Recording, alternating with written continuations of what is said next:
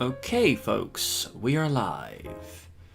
We are being joined by the sultry sophistication of Win the Rogue, even though she doesn't like to be told she's cute.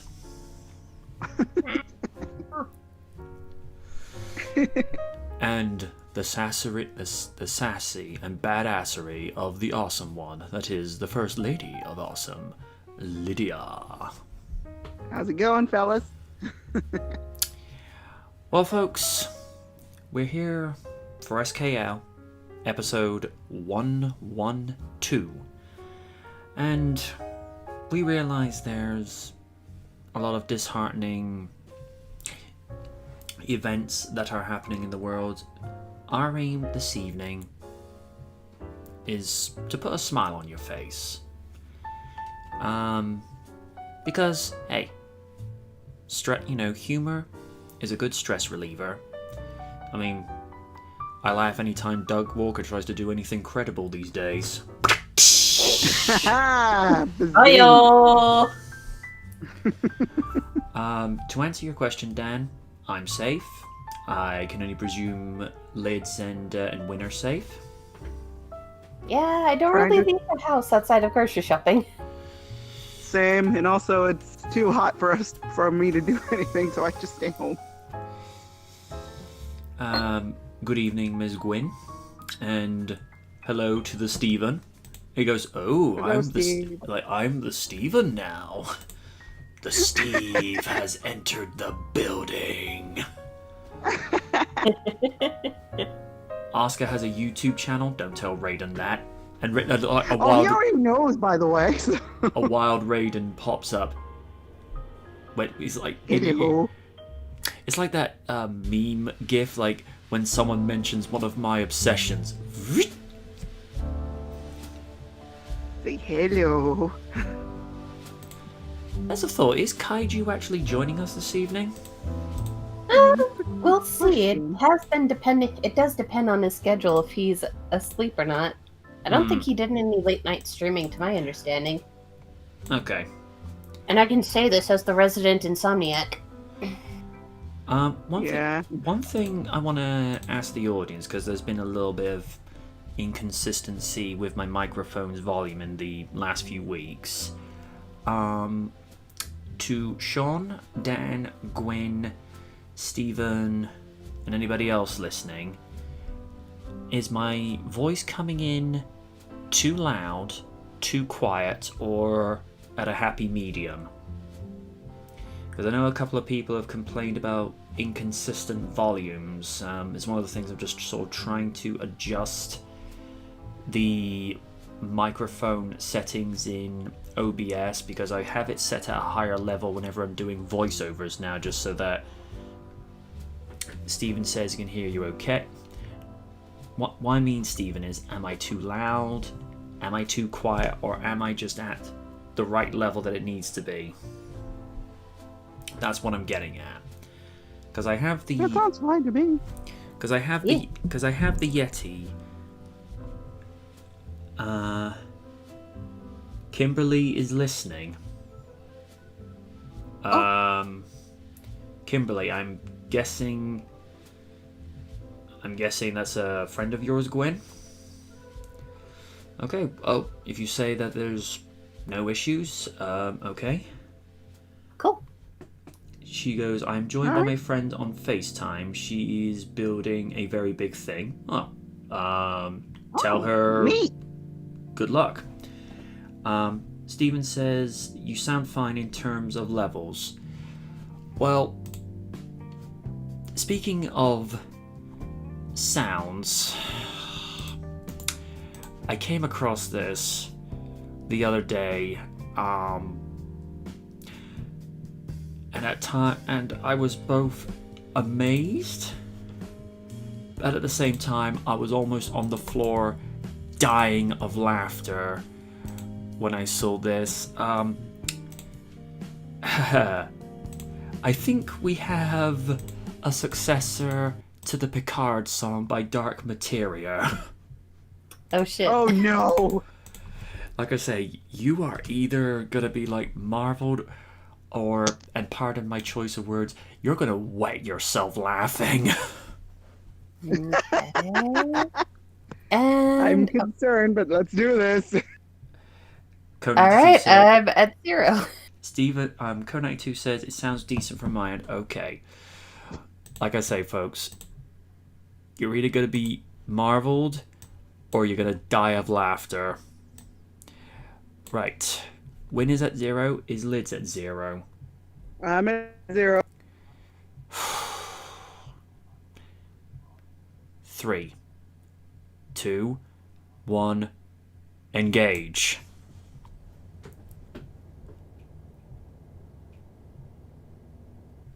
You know, back when I was in the academy, we would follow every toast with a song.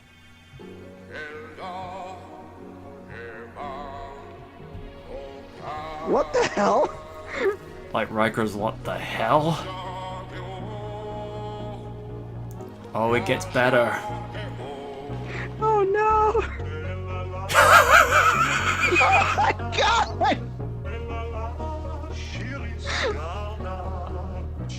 Oh my god!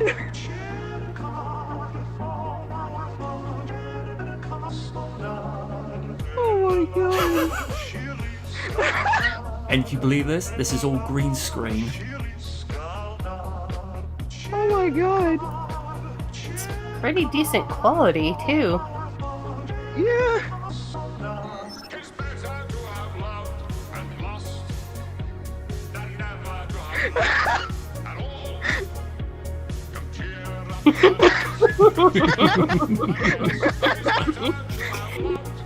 Oh my god! This isn't bad. Oh my god!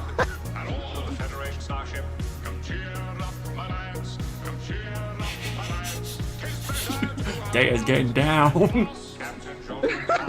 You can tell this guy's having fun. Oh, yeah.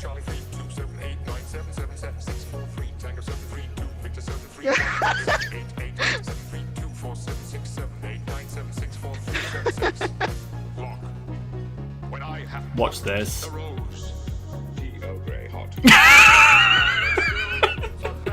Okay, what?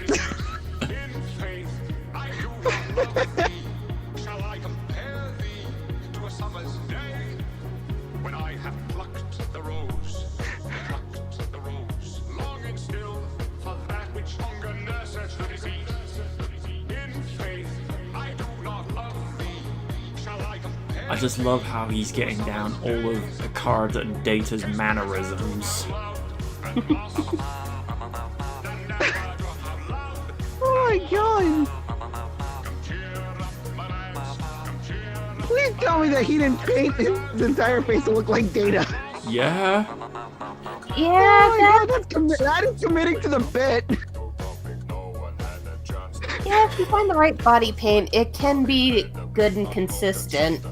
I've only done it once and realized, okay, Liquitex, bad.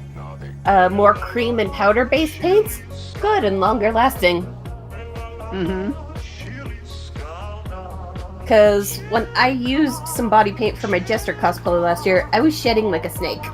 So, some people were nice enough to kind of give me some good advice after I came back showering off the paint and just doing a compromise of an eyeshadow lipstick job to match it.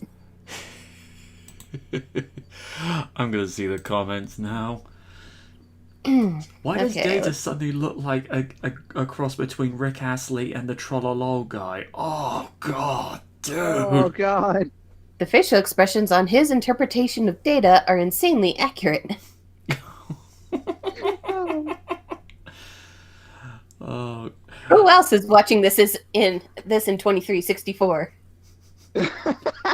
Steve The says, song feels weird and wrong, but the second you hear I have plucked the rose, the song becomes mythical. Steve says, what's next? He shows up as Locutus. Oh god, no!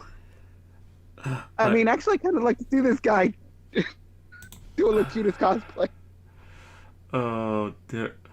I'm starting a petition to make this the Space Force's official theme song. I like this one by Ashkan Kiani. This might be the best use of green screen I've ever seen. The matching of the lighting was perfect. The outdoor lighting was especially impressive, but it's all really well done, and it's even more amazing that you managed the yellow and eye transformations in post. Huh. It's rare to I see like a this comment. comment. Oh, go ahead. Go ahead. Oh, I was just saying it's rare to see a comment with actual feedback rather than Reddit-esque meme posts. Yeah. Okay, that being said, this guy, a post by Evil Scientist says, this guy should have written for Star Trek Picard. Yeah. Ooh. I think when most people see this in their recommended, they actually think it's a TNG scene with a young Picard. This one. Let's see. Pretty Saeed Beg. Sorry. This one by Ruby Nimbus. Pretty sure this was the whole point of YouTube right here.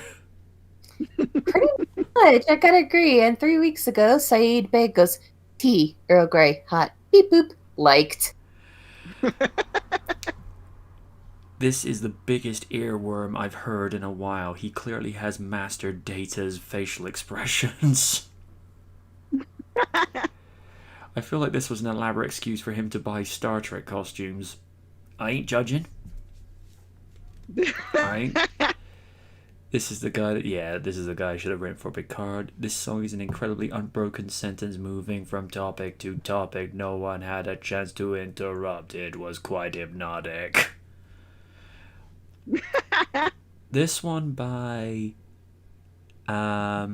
Abdi Kale Muhammad. I hope I pronounced that correctly. The cure for corona was right here all along. Don't know if I'll touch that.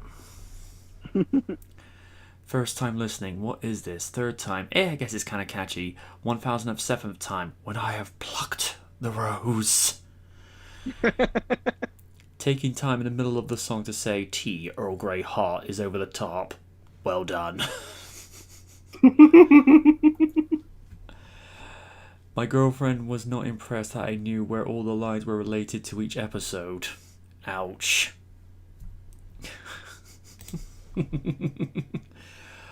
Oh my goodness.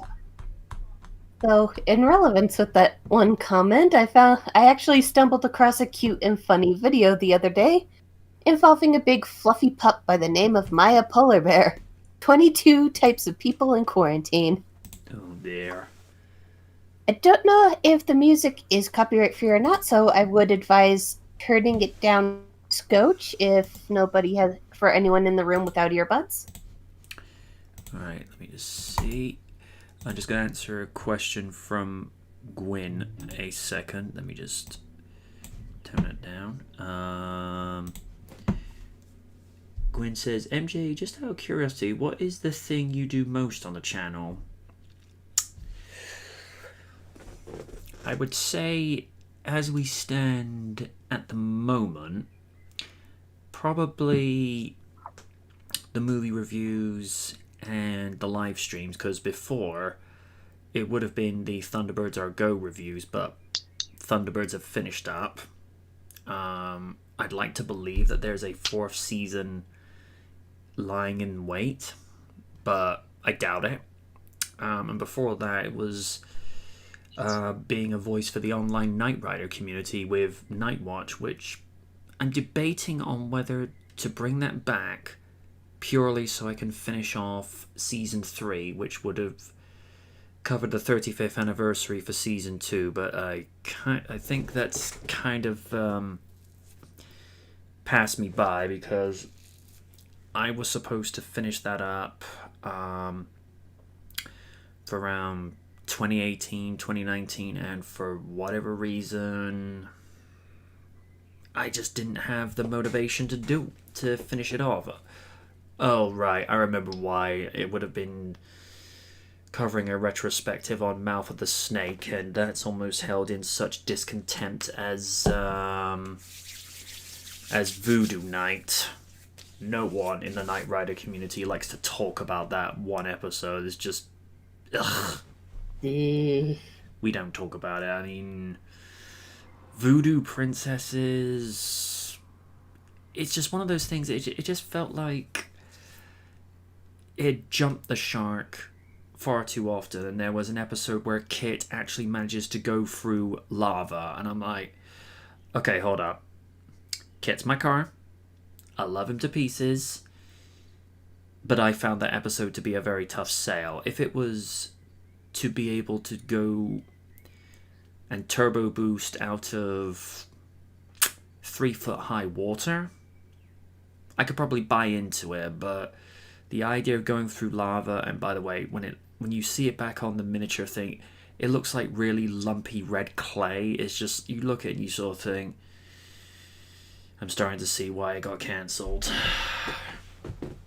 So that's pretty much what I did, before doing SKL and the movie reviews. Season 15 is, like I say, is going to come around August, because that's pretty much my focus. Mainly because I, just love doing that kind of work now. Because at some stage you got to move on. You have to, because you either learn to grow, improve, and find ways to become still relevant, but at the same time staying true to what you are, and that's always a fine balance. And as much as I don't care for this lady's attitude at the moment, probably the biggest example of that is Madonna. I mean, she has gone through so many image changes over the last near 40 years, and yet she's probably just as relevant today as she first was when she, did her first couple of albums, because a lot of people have compared her with Undertaker in some respects, because whenever Taker feels like his gimmick is getting a little bit stale, he rolls with the times. He changes his gimmick enough just so that it's not a slow change outright. It's like a slow transition, so that when you see his look from 1990 and then go to 1992, it's not that much of a change. But by the time you get to 2000, when he's the biker taker even, it's night and day, But it's like I say, it's like a slow transition. It'd be like, think of like one of your most favored car models. I mean, for me, it's either a Trans Am or a Mustang. Yeah, I know, Knight Rider obsessed. I know, don't judge me. When you see the Mustang when it started in the 60s, over time it changes, but with each generation, you don't see it change that much. It's just so that it's staying with whatever's relevant and good with the times. And particularly with the 2005 model, which is my go-to. It looks old school, but it also looks new. The current one, don't get me wrong, if a friend comes along and says, here buddy, here's $3 million in cash for your birthday and the keys to a Mustang, I'm like, gimme now. Then I'd probably show up at Oni's house and say, here Oni, I got you a pickup truck. It's like, how cliche do you think I am? Hey, here's $2 million. Liz, we're gonna go on a road trip. Yeah, we're gonna go road trip. Route 66. By the way, I'm driving. Liz slaps in. Give me the keys. Yes, miss. Because Liz would do that, folks. It's just like, Oni, I'm driving because you can't behave. But I was just gonna go say hello to Hogan. You were going to flip him off. Maybe. Liz, you okay there? Oh, yeah, I'm fine. Sorry. I was gonna say, you're not normally that quiet whenever Oni would go attempted to say hello to Hogan. It's like, honey, we both know you're gonna bitch slap him. Yes. No, that's being nice. That's being nice. Oh, speaking of which, did anyone see the interview between ESPN and Taker? Oh, he watched the video yesterday. Yeah, he reacted fine, surprisingly enough. Oh, only reacting fine to that's well. Yeah. All right. Anyway, Wynn's been patient long enough. Well, let me know when you're at 0. I am. Hold on, I have to pull it up. Give me 1 sec. Yeah, go. Yes, you can never go wrong with fluffy pups, especially when you combine puppies and comedy. That and Maya Polar Bear is just so adorable and sweet. I'm at 0. All right. 3, 2, 1. Enjoy the floof. Play. Aww. Oh. Ah, shit. Hold on. Who's calling me? Pause up, folks. Pause up. Okay. I said pause, not play. Pause up like a dog. I was trying to avoid the cliche, but never mind, Lids, and we're gonna go in there. The fur will fly. It'll be a rough day, because it's a dog's day. Better than a catastrophe. Meow.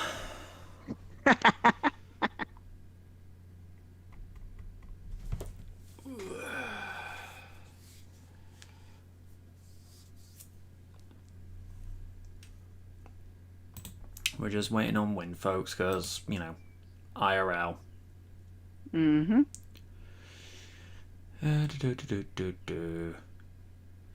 Steve says, no puns, Lid. You'll drive us barking mad. And there it is. Well, don't have a cow. Right, now was it Dan's... Oh, yeah, there's an article for, about, what HBO is apparently going to do with the Snyder Cut. We may get to that in a little bit, Dan. It's just gotta wait on Win, because, you know, she's dealing with a call from IRL, so, you know, give a bit of leeway.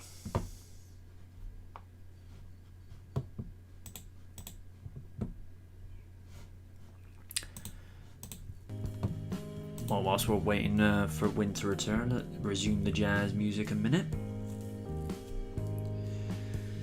As like I say, with the Picard and Data video, I mean, the level of dedication in not just the editing, but lip syncing, with all the clips from the start, from the Next Generation episodes, and like I say, the amount of hours upon hours and hours and hours he must have studied Data's facial expressions. I mean, good lord. That's dedication. That's all I can say.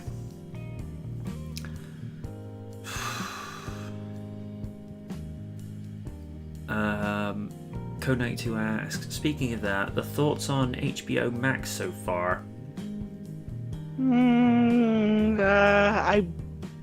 I want to say I want to get it, but I don't know. And I'm a little leery when it comes to them doing the Snyder Cut. It's like, I get it. Yeah, people didn't like the movie. We don't need the cut that Zack Snyder would have wanted. What? We need more slow motion and lens flares? Oh wait, that's J.J. Abrams. My bad. Well, with Snyder, it's a simple case of the slow-mos, because we noticed that he even did that in Man of Steel, because he'll do one punch with his left hand, goes to slow, then it goes to the right, and you just sort of think, ugh. It's like, yeah, we're going there, aren't we? We're going there. Oh, do you want us to go back? No, I return. Okay. Bear with me just a second. Just getting fueled up.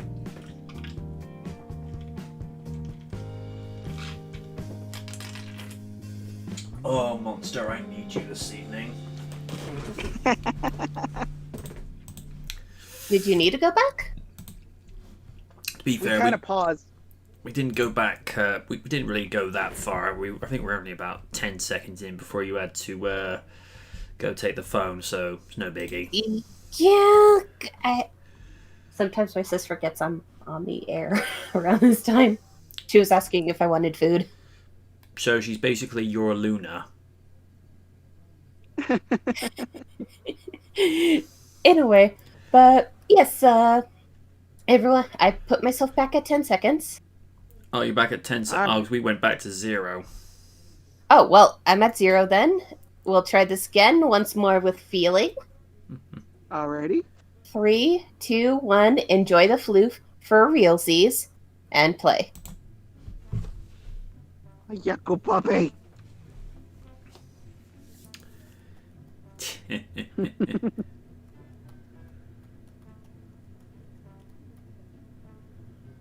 The.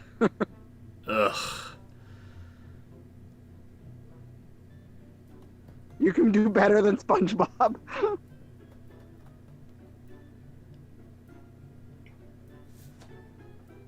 Yes, Karen is stupid.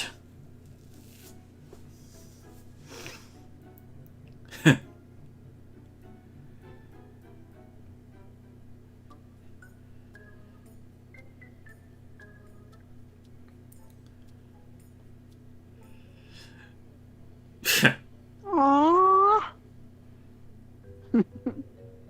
The obsessive cleaner. That is so cute. Nice. Okay. Navi, I know you're jealous that it's a doggo on screen, but you need to calm down, dude. Aww. Oh, cool. The hoarder. Well, I guess we found who stole Dom's bog rolls. Damn. Or in this case, stole his TP.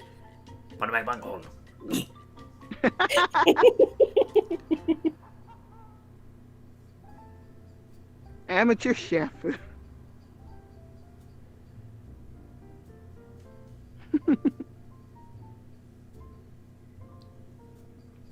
Oh, I see that they're fake because if that was real, they're pet store plushies. I figure because if those were real, that was a real steak, she would be eating it. Yeah. Aw, yay! She learned how to boil water. Oh, Voila. gourmet water.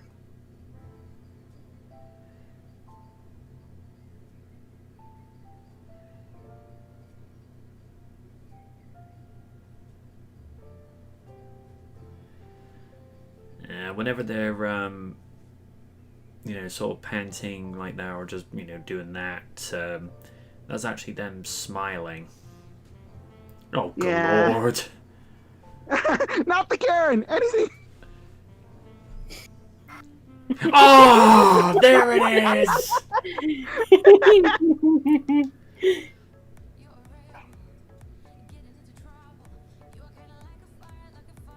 Oh. Aw, you cute.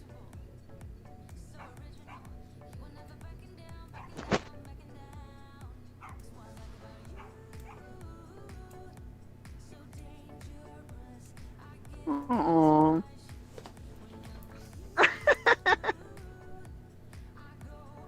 This is not food. Give I me want chicken.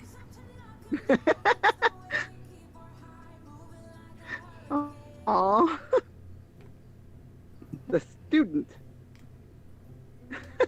Doing an education.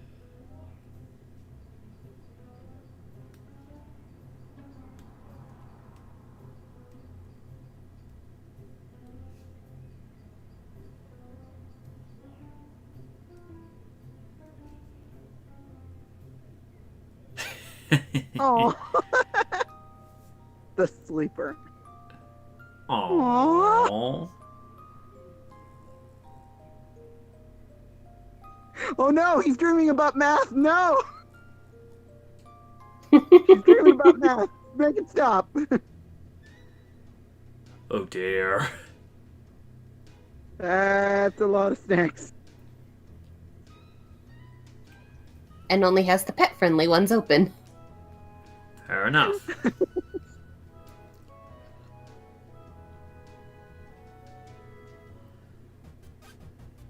Aww.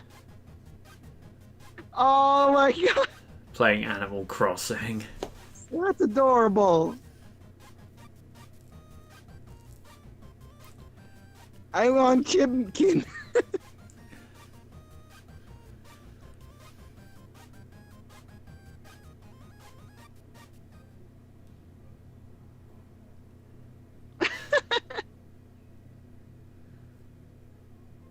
Oh.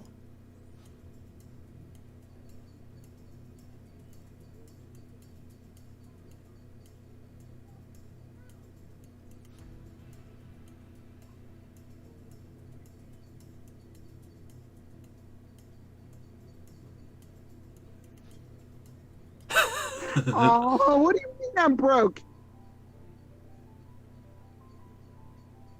Destroy shoes.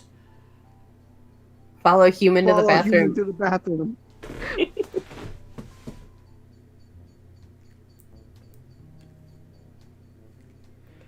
Yeah, that's me.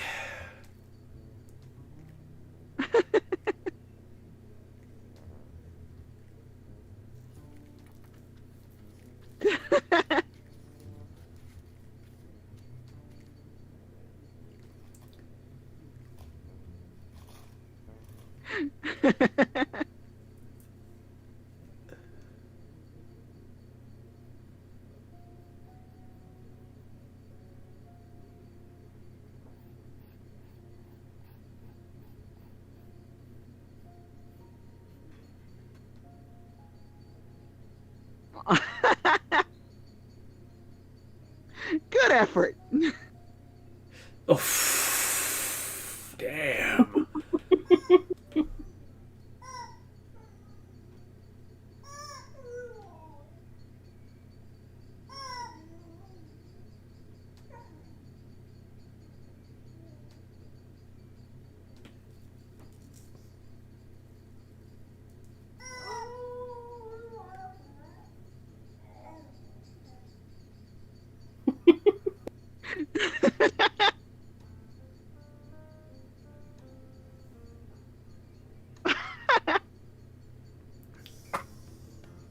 Oh, good lord, no, never let a dog on Tinder.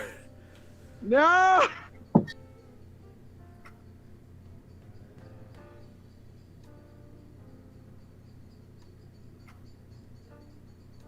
Aww. Ooh. Hi.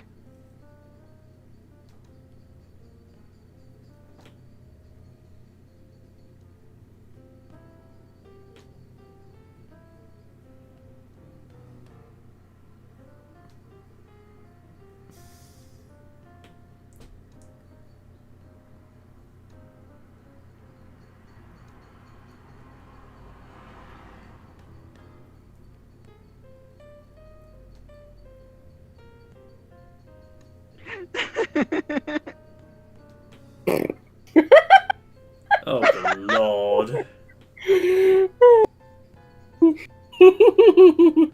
Now, now, now.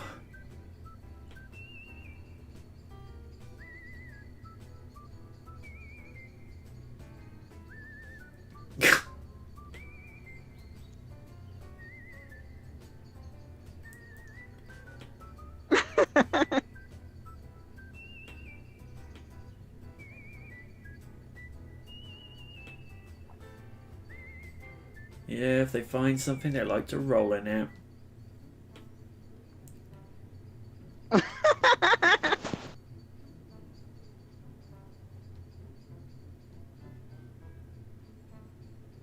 Yeah, I have spoken to a few people that wear the face mask, and they say at this time of the year they're not ideal. Yeah.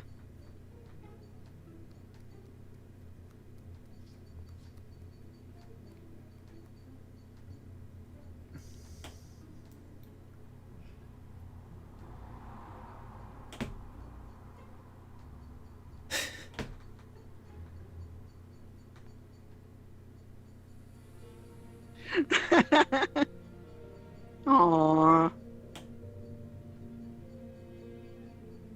Yeah, I had a feeling it would definitely be good to turn this on because I recognize this violin music in the background. This is from Civilization 5. Okay. Aww. Yeah, I've had to mute that bit. Sorry, guys. Subscribe. Okay, that's cute. Oh. Oh. Figured I'd contribute a little cuteness. Well, that you did. That was adorable. Oh, I'm Nelly. Oh, damn it.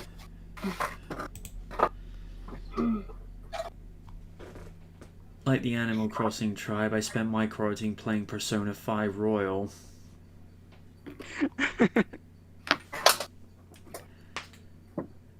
And apparently JJ is doing a Justice League Dark series.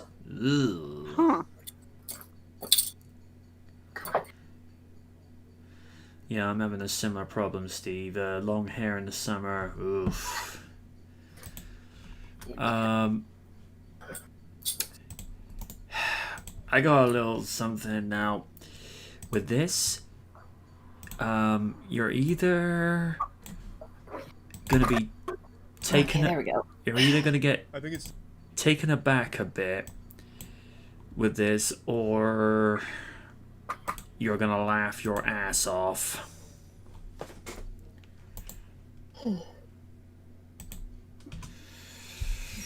This is gonna get wild. Oh, Oh, dear. lordy. Actually, Karen Apocalypse! Oh no! bear me 1 second, guys. I just need to tend to my nose a sec. I think I got another cold coming along. And yes, I'm fine because runny nose is not one of the symptoms. So, I'm good.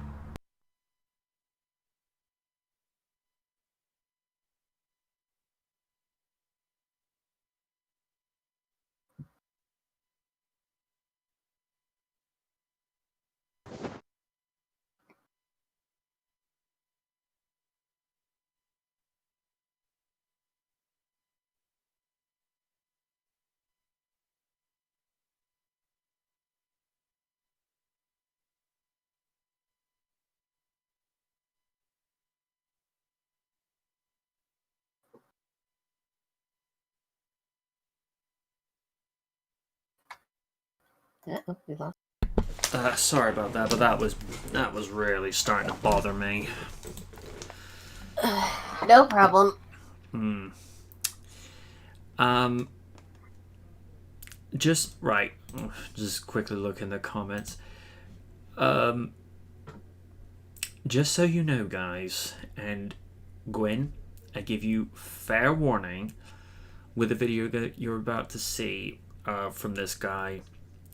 The commentary he does over the Karens that he's doing commentary on, they do use a fair amount of explicit language and doing it very aggressively. So I give you fair warning now.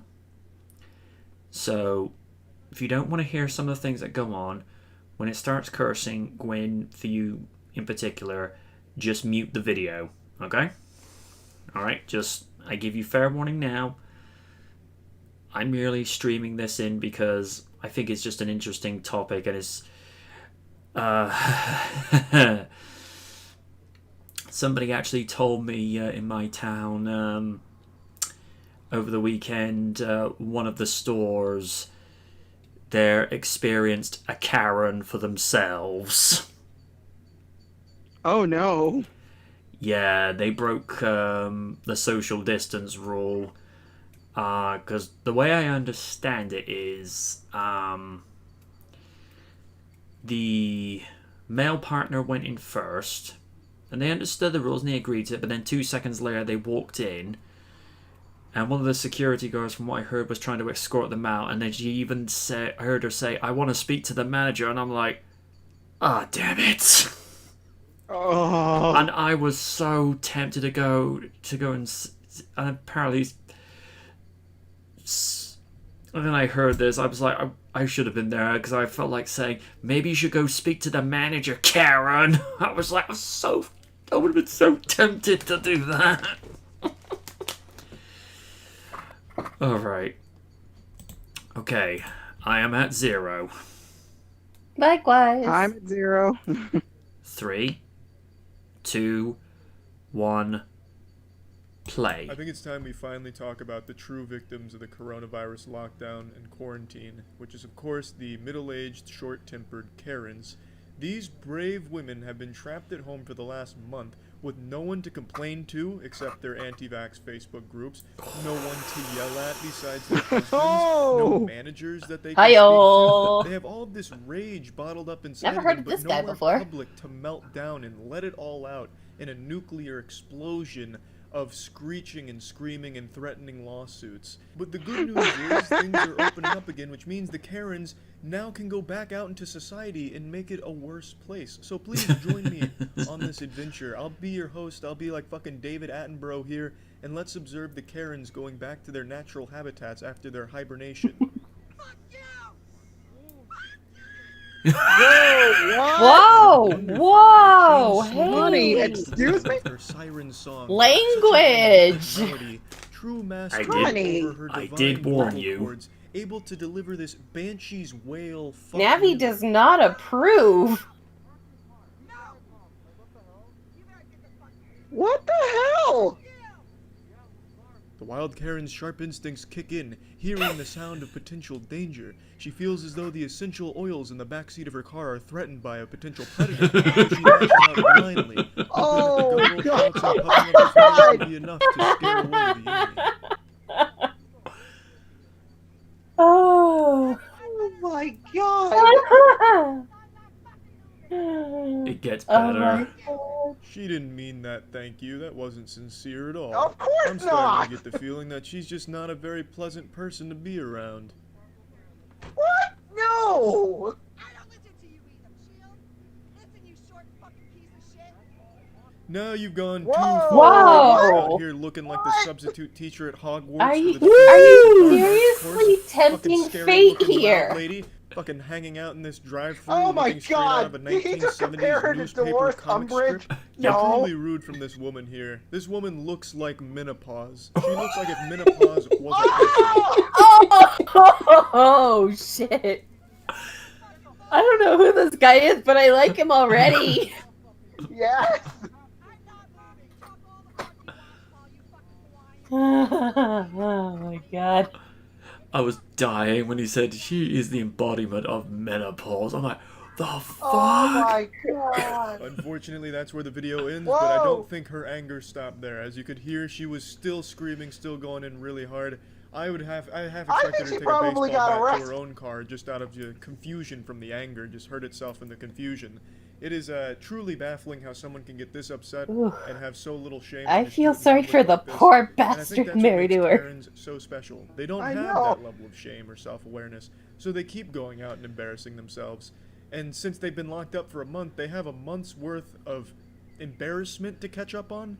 So they're really kind of speed running that because there's been so many of these things going on. I'll show you a few of them. Let's keep going. People here that's enjoying themselves. Okay? This is what we're gonna do. We're gonna do the last part. Now what are you doing? Now what are you doing? Hey, sweetheart, there's kids What the here. hell? Kids here. This I one is have actually no one of the idea saddest what's ones and going most on embarrassing, here. In my opinion, this What is the a hell? Karen that's been heckling a group of street performers that are performing for these people that are just now leaving their house for the first time in a month, just to give them something else to think about and entertain them. And Karen said, well, I can't imagine anyone having fun. I'm pretty miserable. Everyone should be miserable. She's like Dr. Zalost from Courage the Cowardly Dog, very unhappy, so she's shooting her cannonballs of unhappiness at everyone around her. So she Good just to know. plants I just herself need to here. invest She in gives some this plums and make very happy plums. incredible Ginyu Force pose here with the double middle fingers. Really bold stuff. Oh, come on. Don't compare the Ginyu Force to her. At least they have some semblance of charisma. Yeah. Dan, they don't complain to the manager.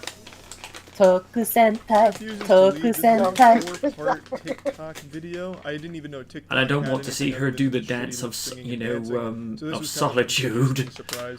And Oh, I God, also no, I'm no. major fashion icon So myself, but I much do have to say, I don't no. understand her soft decision here with the different Ooh. like Titus from Final Fantasy X. with his pants. She has a sock that goes up to her knee, and the other one's an ankle sock. What the hell? So that right there Why tells she me wears that she just socks desperately like that? craves attention, so she's trying her best to be unique. I and don't not let know. the other I know girls I with their mismatch fashion socks by when having it's laundry different day, lengths but of normally I at which is least make kinda sure they're sad, either but rolled it also down or I'm fits wearing in line with what she's pants. doing here, making herself the center of attention for no reason and at the cost of everyone else's fun. Thank you. So,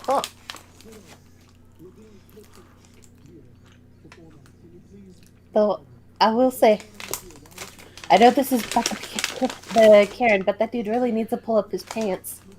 yeah. Because Oh we my know what that God. actually means. Yes. Spoilers. My she dad made was a up- police she's made up officer, her so he decision. told She me. is He going to said ruin the everyone else's only day plus side to because it her is day, if they most ran, of her days are if apparently they not very good, so ran she's while taking it out on being everyone around pursued for her. committing a crime, they were And, easier to catch this because they persists for trip a on their long time. pants. I'm not going to show every part from this very pathetic saga here, but I am going to show a little bit. We'll go to part 2 now. No, you don't have to give her anything. And I assure you folks, my dad was one of the good cops.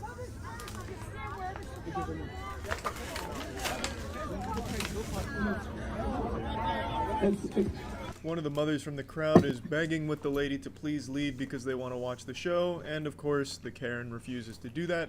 But what I find extremely interesting about this God. part, Of course as she you does. just heard, some woman in the crowd express support for what she's doing by saying Why? it's a public square, she can stand wherever the fuck she Why? wants. I think that is incredible. No. I will never understand No. how people can see behavior Oh, like what God, this dude, woman don't is doing put and your be like, hands you know anywhere what? near her. I You'll agree with either that. catch She the should be Karen allowed or to she'll ruin try to everyone accuse else's you day. of something It's you a free didn't do. country. If I want to ruin everyone else's day because I'm fucking miserable, I can do it. And fuck all of you. I like that the crowd stood up and said fuck off and told that lady to leave and she immediately left. I just have to wonder how. Like, this is huge. Everyone, no matter what, will always have supporters.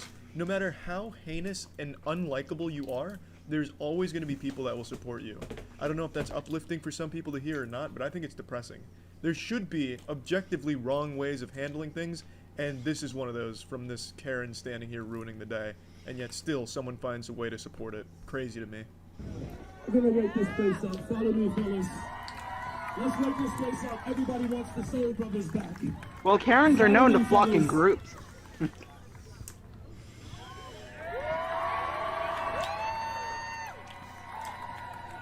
Probably best not to put them on a farm. They'll be mistaken for a Luckily, gaggle of this fairy tale hens. does have a happy ending. The police show up and escort Too her easy, the too fuck out easy, of too there, which easy, is too great easy, news too for easy. everyone there. It's pretty wild how long it went on for, though. The police had enough time to walk over there and get her out before she left. Would I be me That's a without long making time some of just semblance of snark? making the atmosphere worse around No there. comment. And I know she's gonna go home and think that she was in the right. She probably talked about it on Facebook groups about how brave she was, and everyone clapped when she ruined the performance. Everyone was thrilled Okay, with her Karen. stand for justice or some shit. So the Shut up, delusion, I'm sure, Karen. is still there. I don't think she had any amount of self-reflection or awareness for what she did or how bad she is as a person. Of course she for this does. kind She's of a shit. Karen. But that's Karen's in a nutshell. Let's move on to the next one. Oh, this.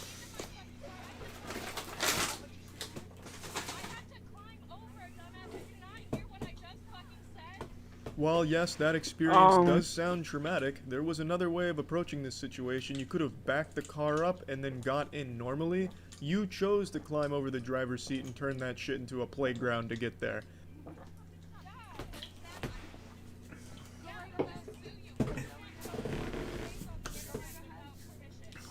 For some reason, these Karens that spend the majority of their life on Facebook and reading 50 Shades of Grey fanfic Ugh. can't seem to understand you can't sue someone for Whoa. reporting you in a public No. situation. But I do like the way she You did phrases not that. read You a can't put fanfic of someone's something that face was on the inspired by internet without their fanfiction. permission. No. Reminds me of Arthur. No. You can't go on the internet That's and where tell lies. bad It novels has that same are level born. of innocence to it to a certain degree. But I think it's When time Twilight's they a better finally get story educated on than Facebook 50 instead of just Shades, there was a believing in these fucking problem. conspiracy theories and shit. And understand that yes, it is totally legal. to Yar! record in Man the public. light bulbs! Evasive action maneuvers! Ready the harpoons! And before anyone tries to cancel me, I'm kind of chubby myself, so I can kind of get away with this. Yeah, but at least you could say you eat healthily.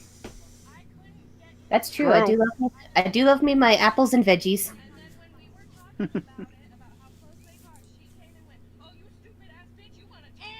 Wrong. I told you my boyfriend did not hit buy me a big bag of apples, and I'll be a happy girl.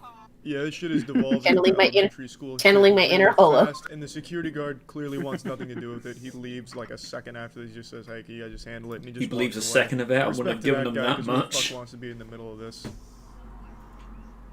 Why are you still? Just leave. You can leave. You know. I need to complain to the manager. The manager kicked you out. I do appreciate And that it looks threat like there, security's Summer. You know, that's some Xbox interfering- Live shit. intervening, My dad not works at interfering, Bungie, and he'll intervening. get you banned if you steal my English. sniper again. It has that same level of energy, so there is a level of intimidation in there. That's pretty much where the video ends. It's just back and forth of just like baby whining, like baby raging at each other. I don't know. It's not even like insulting anymore. It's just kind of like actual whining. But yeah, all over a parking spot. Let's go ahead and move on to the next one. Oh, good lord.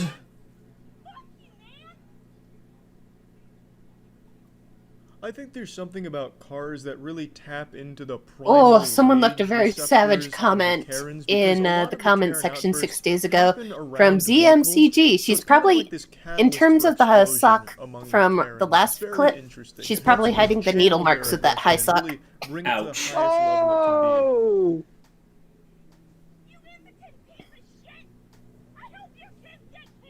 Whoa. Whoa. Lady, that's too far. She's all over the place And- now, attacking the And spectators. Cold She Tangent sounds like says, Miss Piggy Karen having is like a fit. hive. Throwing All a weak Karens are little one. tantrum A here. single She's speaking consciousness. as if she's writing this Oh, shit God. on Twitter When did she from become behind the computer Borg? monitor, but in real life, you can't hide behind an anime profile Well, pic, so now she's just If got her they were face the attached to Borg, this. at I'm least all we would Karen have of- to do is get Admiral Janeway. And we'd be able to deal with the problem. Uh-oh. What? Oh no! Run! Run! No! Run! Run away and Honestly, don't a look pretty fitting back! Conclusion. I would have liked to see where it went because she was clearly in hot pursuit, like some Mad Max shit, honking I got that horn, smacked in the coming face by hot. Navi. But He does not like unfortunately, Karen there's no more of that videos. But yeah, there's been a ton of Karen sightings and incidences over the last week or so. I just felt it wasn't necessary to show every single one. I think these kind of represent the general attitude of. Oh how my it's God. been I think I- like, I- reacclimated to the, One of the comments you says, know, I couldn't get into my Karen car. meltdowns. Try losing weight. Now that Ouch. they've, allowed to leave their homes and, you know, they don't have to keep tapping into the wine cellar reserves, so it's getting wild out there again, and yeah, that's about it. So yeah. Oh my God.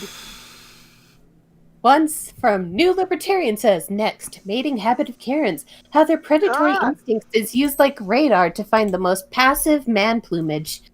Once locked in, they relentlessly flirt and tell Passive Man many orders throughout the day. In the end, Passive Man is turned into a walking sex doll whose spirit is eventually eaten. Soon after several matings, the resulting husk walk around in zombie-like gaze, prime condition needed for human slavery. When did they become a praying mantis? Ugh. Also, Steve, no. What the hell? Okay, Posted in Discord. Oh.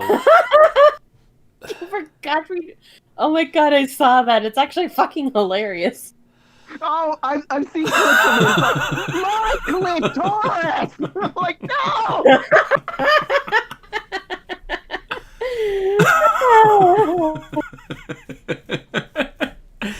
Raider just says, "Oh, thank the Lord, I ain't here for that for the time being."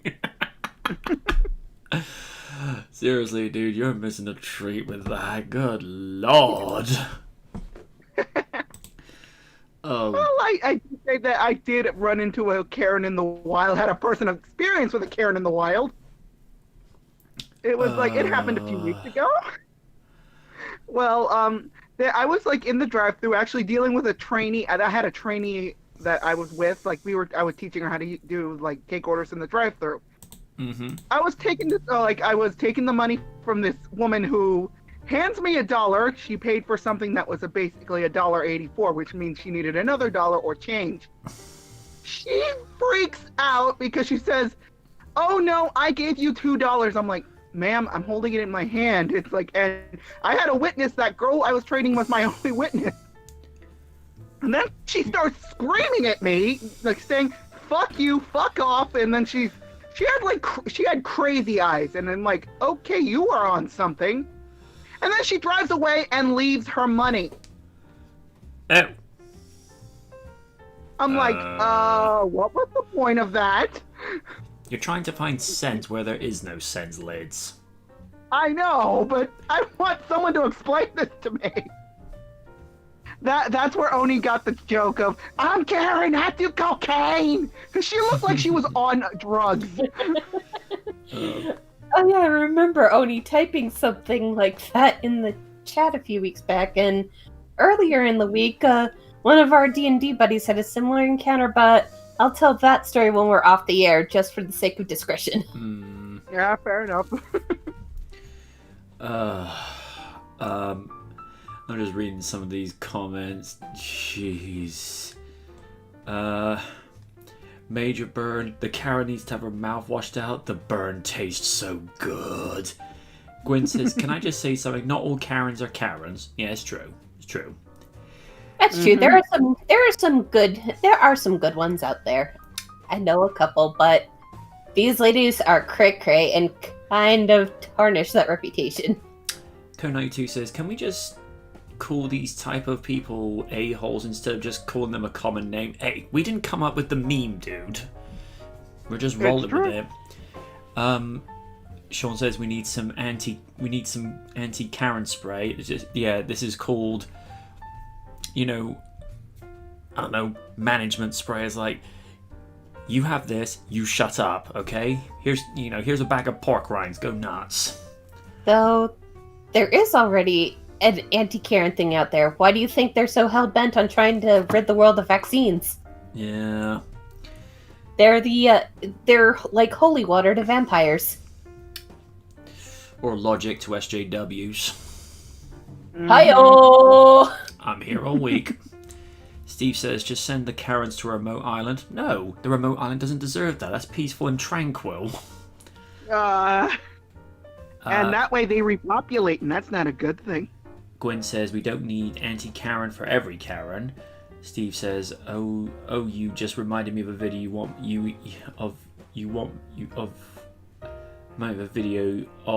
want to laugh. Karens don't know the meaning of the word quit. No, they do not. They need to say, shut up, Karen. Dan says, I just learned that the WWE has banned the buckle bomb. You can probably thank Nia Jax for that. Damn it, Nia! This is why we can't have nice things. Gwen says, one of my family members' name is Karen. She is not a Karen. I'm glad to hear that. Logic is lost on some people. I don't think logic was ever present with these sort of people, Steve. Maybe the person is having a bad day. Doesn't mean she is a Karen. I'll give you that. I mean, some genuinely have bad days, and some women are just genuinely unreasonable. And to be fair, there are dudes that are this way too. They're often called Kyles, and I know a nice person named Kyle, so I do ascertain that not everyone with these names are lumped in with these crowd of entitled people. Really, I thought because I saw I saw one tweet on Twitter saying, "Why are we referring to a-holes as Karens and Stans?" Stans are more used to describe extreme fans of a franchise, be it music, movies, or TV. Right. Now I'm with you. Yeah. The male equivalent of Karen has been debated. Some people say Kyle, some people say Carls, some people say Kens. Okay. But that would be an insult to Ken Masters. But yes, those who happen to share the name of the entitled people, I do ascertain there are a lot of good people out there. It's just, we didn't name the memes. These have been out for over 2 years. Yeah. I mean, I only first caught wind of it when Becky Lynch responded to Bailey on Twitter, because Bailey was going off on one, as Bailey does now, and Becky simply responded with, "Why don't you go complain to the manager, Karen?" And I got first like, "What are you on about?" And I go look, it's like, now I get it. I miss my little baby face Bailey. Yeah. Damn you, Vince McMahon! Yes, but Bailey's now my girl. Vince, how many times have we told you about this? This is creepy. Because apparently, according to what WrestleLamia has reported, I think it was him who reported, Vince has had relations with Alexa Bliss, and I'm like, Vinny, don't get me wrong, I want your bank balance, but you're technically old enough to be that woman's grandfather. Do you not see how that's a tiny bit creepy? I mean, it's one thing back in the day where, he's having, for the sake of the story, an implied relationship with Trish, but at the time, Trish was like, 25, 26, and being like, well, it's one of those things, it's creepy, but it's not creepy, because it's as the rule states, if you're both legal, and you're both happy, even in the purposes of story, you're not really doing anything wrong. It's when it's grandfather age, dating women a third or a fourth his age, it's just like, that's getting real creepy. Because I know that, what was it? One of the Olsen sisters is apparently dating a guy that's about 18 years older than her, but with that one, it's one of those, you don't know the context of the situation. I mean, how do you know it's not one of those things where they're both into each other? I mean, Yeah. It's one of those, unless you know the context, it's difficult to call. And it's like I've said before, if you get two people that are happy with each other and they're both legal, sorry, ain't nothing you can do about it. But seriously, Vinny, you're about 40 to 50 years older than Alexa. That's no, just no. That being said, I'll write an apology letter to Howard and return it, but fuck you, fire the cannon! Yes, fire the cannon. Yes, but I'm the mighty one. Yes. To be fair, I can't remember the last time Tarrison went and fired the cannon of chaos, but to be fair, he's so much busier doing his other projects and what have you now. Just reading a couple more comments. Sean just said, let's just call them dum-dum. Nah, that's too good. We don't create the memes, we just show them. Absolutely right, Steve. Dan says, the girl in the image is the exception to the Karens. It's such good shit, according to Kerr92. Stephen Walker, oh no, yeesh. Gwyn says, CMJ, have to go. Seen a bit, Gwen. Always appreciate your company. Dan says it's Karen from Metabots. And Stephen Walker says, down the waterhole. But yeah, I get where some people are coming from. Why do we have to call them a common name? Well, we didn't have to call SJWs that particular name, but they're the ones that called themselves said thing.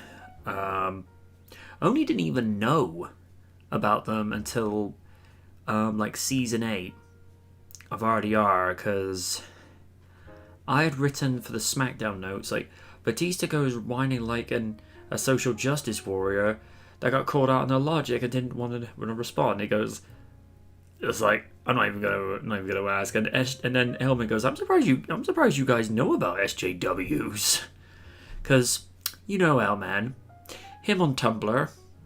Don't visit his Tumblr. Oh God. Because one time, this is like a separate thing. There was a segment where on SmackDown where, Brian and Big Show were just discussing certain things. Like, Brian says, maybe I should get a nose ring tattoo, and then Big Show goes, maybe I should get skinny jeans. I'm like, no, Big Show, no, do not wear skinny jeans, you'll give L-Man ideas. And he's like, I just had the mental picture of him in skinny jeans, and L-Man just goes, hey, Tumblr, I have a proposition for you. No! God damn it, oh man! Keep in mind, L-Man is just that type of guy that will go to places. Then again, L-Man was also the guy that liked what Adam Wofford said in the post show for WrestleMania 34, and we're like, what the hell, dude? Oh dear. Oh. We're going to delve into levels of stupidity a moment. And Raiden may be prompted to come into this because we're visiting the land of questionable stupidity now. No. Oh, No. Lord. Not him again. I know. Dude, stick with what you know. You're good with rom-coms like Bridesmaids.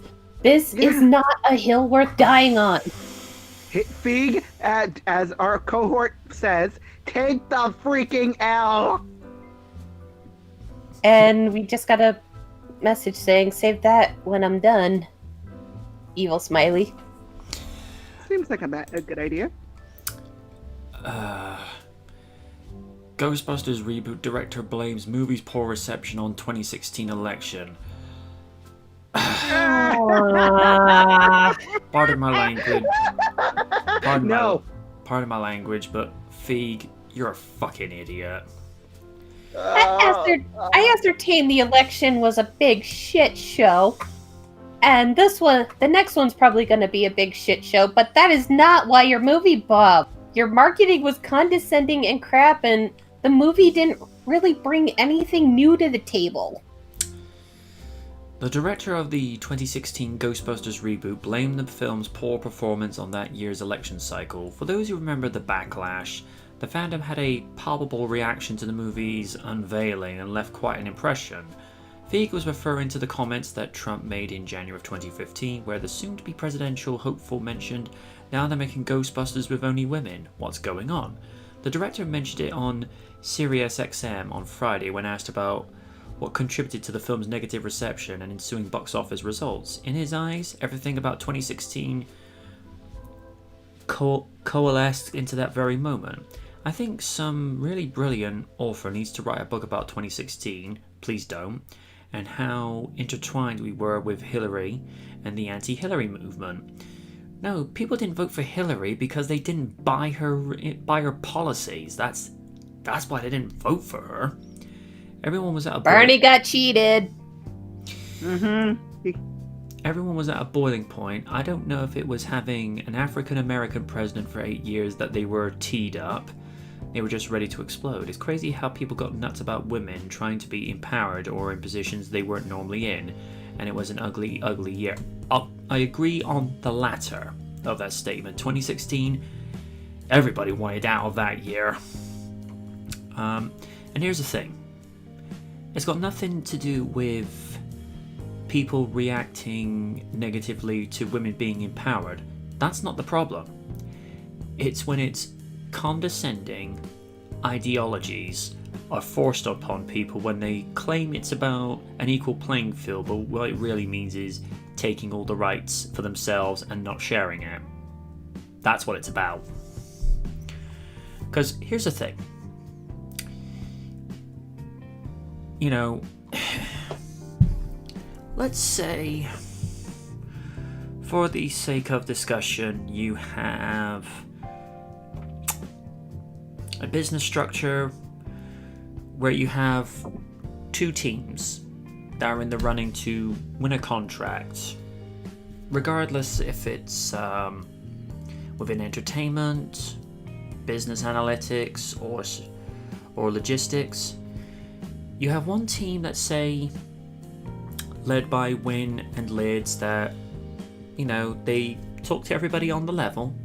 They say, here are what your options are likely to be, and we will go through this step by step with you, because, you know, we believe this is just and fair, and we want to provide this opportunity for everyone, and we want to hire people based on their credible credentials and what they're capable of doing. Whereas the group that claim to be all about equality, they'll say, no, we will only want women that, you know, preach these particular values, and we'll only let men in that preach these values. If you're a reasonably level-headed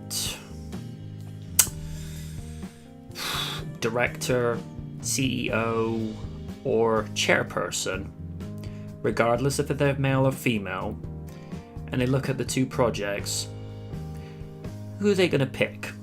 Realistically, they're going to pick Win and Lids, because they tell them, because they're all transparent about it, it's all up front, and they talk to them on the level like they matter.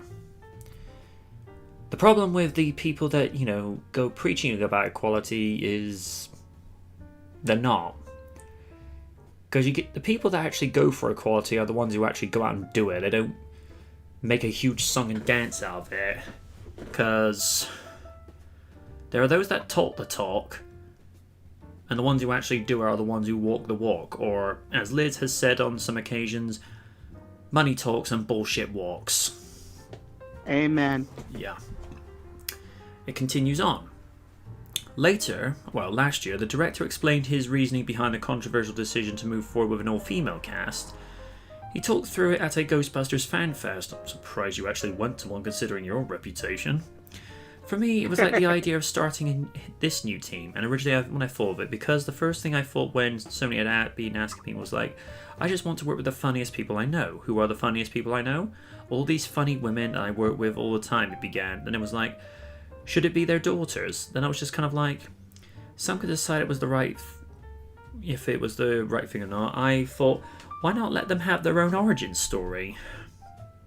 Fee continued, I love all the technology in Ghostbusters, and I was like, I wonder how that developed.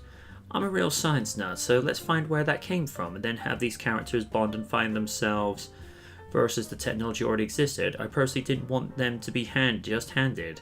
Here's the technology, go out and do it. So for better or worse, I thought it was fun, and I'm very proud of the movie. Did you like the Ghostbusters reboot? Fuck no. No. I wanted to give it a chance, but I just couldn't.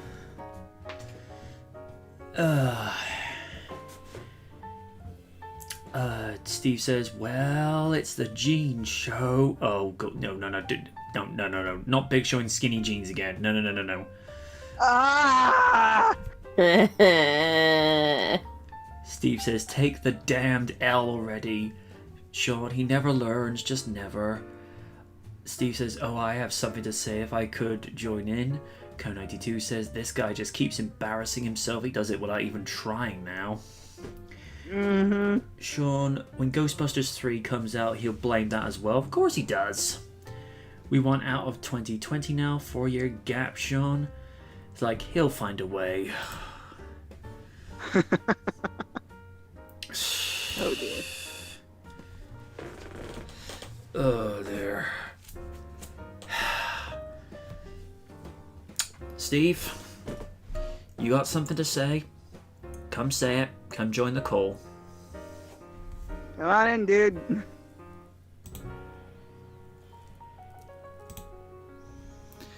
Provided he does pick up the call. Mm-hmm. I think I may have to call him. Hang on. Okay, I wasn't... no, I don't want to...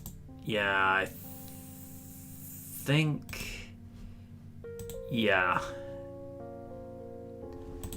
No, let's go back into this one. I was trying to get him in, but...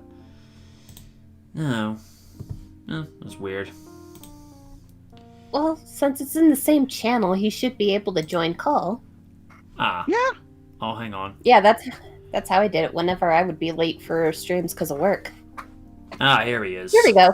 Hey, There sorry. he is. For some reason, Discord opened up a singular chat with MJ for some reason. No, that was me trying to get you in thinking that I was going to bring you into the same thing, but... Oh.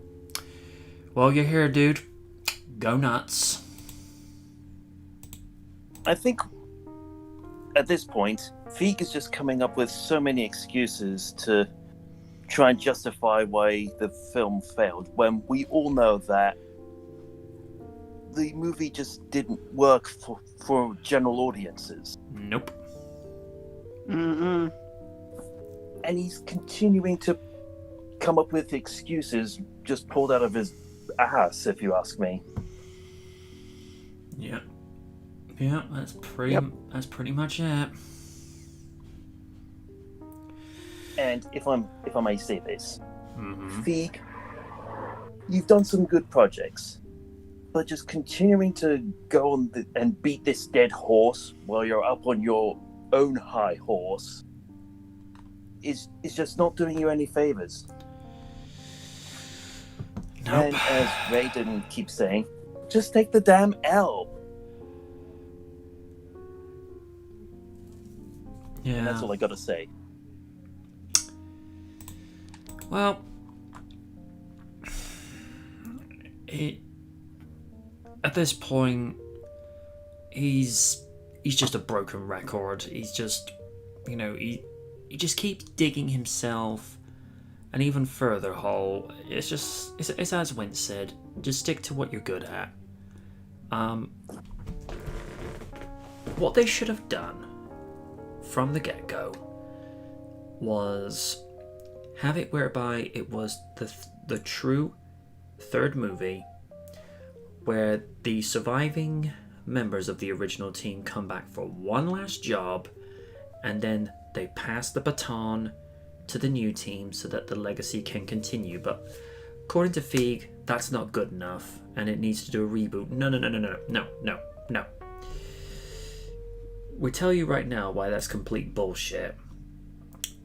Ghostbusters did not need a reboot. Ghostbusters, I hold in the same group of movies like the first Back to the Future, the first Jurassic Park, and the first Iron Man. Leave it alone. It does not need a reboot. I mean, if you can do things like, say, years later you have an updated director's cut where you can put some scenes back in where scenes have a better context. I mean, the biggest example of this is Spider-Man 2.1, where there are certain scenes that are put back in, whereas at first when you see the theatrical version it doesn't make that much sense to you. Like, for example, the scene where Peter says, have a strong focus on what I actually want.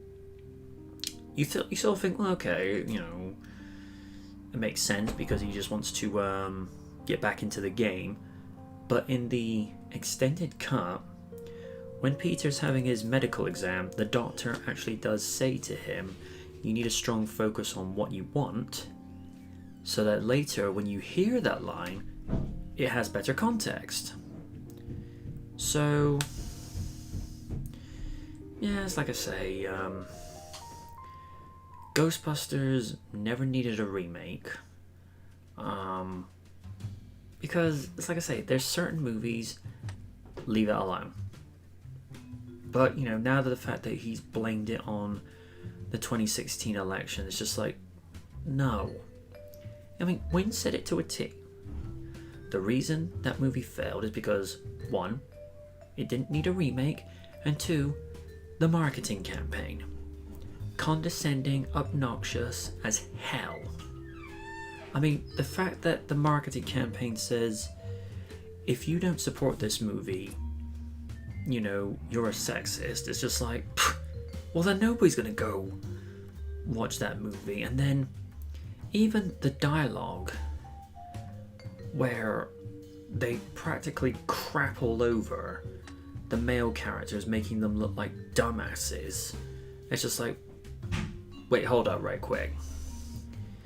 You want guys to go watch this and call and say that, oh, you're haters for not watching this, yet you get the guys to go watch it and you treat the male characters like idiots. It's like, you're not helping your cause here. There, man. So, too long didn't read. Feig, shut the fuck up. That's it. Madam President, I hand you your weapon of choice. You may even choose the weapon of the Oni. Go nuts. Ooh, Lydia's going to use me? No, not in that way, honey. No. No. You wait until later. Ooh. But to quote the words of Voss from Far Cry 3, the definition of insanity is doing the same fucking thing, expecting shit to change. Feig, you expect shit to change no matter how many excuses, how many words you come up with. No. Take the loss and deal with it. But no, you can't do that. You can't take the loss and go back to the drawing board by trying something different instead of ruining a franchise. No, you can't take that L. You just gotta blame everything else until you're out of shit to blame it on. I'm sorry. Take the L, walk away, leave. But you can't do that, which is why you are the laughingstock of this business. I'm sorry. Actually, no. Scratch that. I'm not sorry. Fuck off, Feig. Go away. Bye-bye.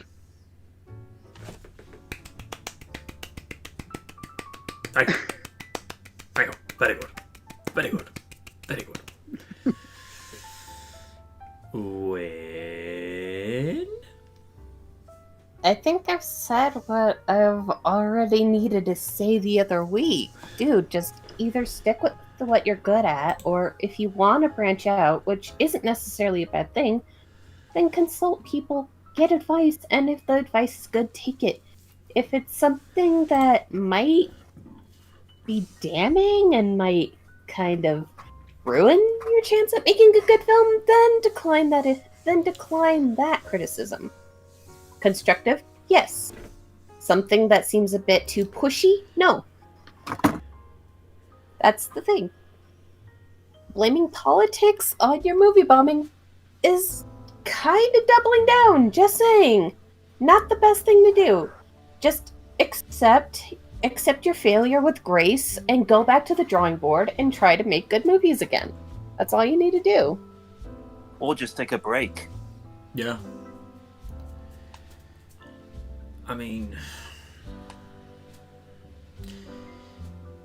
this is an old expression, but I believe that this holds plenty of water.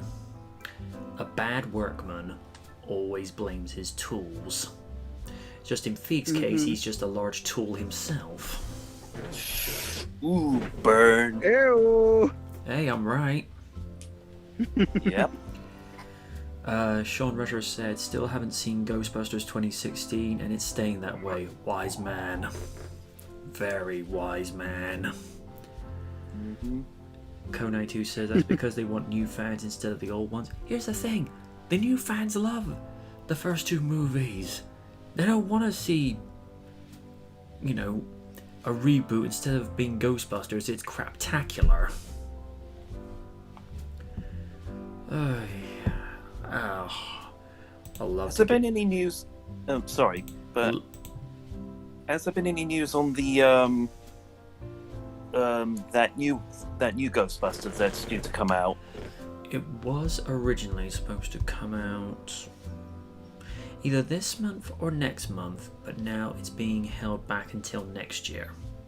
Which, in a weird way, is actually a good thing from an editorial point of view, because, and this is the thing I've noticed with a lot of movies in recent years, a lot of them do a rush job on the editing, whereas now you've got that extra time to actually sit down, look at the best scene that you want to put in so that, you know, you've taken your time and given the editing the best job possible. Although Joseph Kosinski, who directed Top Gun Maverick, he's still editing that movie at the same pace as if the movie was coming out next month. He's still working from home. Sean Retro says it worked for Sonic. Yep, it did. They actually took their time, and it has been confirmed they're already working on the sequel for Sonic with the same writers from the first movie, so I thought, good. And evidently they are in talks to get The Rock as Knuckles. Oh, yes. Do me one solid, Paramount, though. Do me a solid. Intelligent and naive Knuckles, not dumbass Knuckles from Sonic Boom. We've had enough of that. Yeah. So, for all intents and purposes, the voice actress who voiced Tails at the end of the movie, technically she'll be the only official video game voice actress reprising her role in the sequel, whereas Sonic and Knuckles will be played by two, you know, voice actors and or actor outside of the game's canon. Oh shit, so we're getting Katie Higgins. Yeah, Kate Higgins is apparently gonna be Tails in, or is it Colleen Shalini? Oh, it's a Colleen Klinkenbeard. Thank you. Yeah, She's also Luffy in One Piece. So yeah, we got Schwartz as Sonic, and can I just say, he grew on me very, very quickly as Sonic. I just thought it was that right level of snarkiness, but also a level of childlike innocence about him, especially when you see him watching the kids play baseball and he's you know, doing it from underneath the stands, and he's just in absolute awe when he walks out onto the baseball field after everyone's gone. I think the best way to describe it is, even though he's supposed to be about 13, 14 in the movie, he's basically a kid. And I think that's what's part of the charm, is that, you know, there's a childhood innocence to him, which I don't think we've ever seen from Sonic before. I mean, he's still got that sassiness that, you know, like Jaleel White had, but I think because they made him a much more vulnerable character in the movie, it was a little bit more relatable. You know, he's still the Sonic we know, but now he's a little bit more relatable because the fact, you know, the poor guy was lonely. And I think that got to people when he's watching through the Wachowskis' window, thinking that he's going to be alone forever. It's just like, oh, I was not prepared for this. And I thought it was really sweet at the end when he thinks he's heading back to his cave out in the countryside, and yet, you know, Tom and his wife showed that they've moved his cave up into their attic. I thought it was the sweetest thing I'd ever seen. And it's rare when you get a family-rated movie to bring in such a huge audience. But, you know, I think that the demographic that they went for, it was the right way to go. Even though it's meant to be primarily meant for kids, it's just like, come on now, you know the fans from the 90s and the 2000s are going to come in and cram that up, because, like, come on. It may be for this audience, for this generation, but it's also for them, because there are so many references to Sonic lore, especially when he mentions chili dogs. It's just like, yup.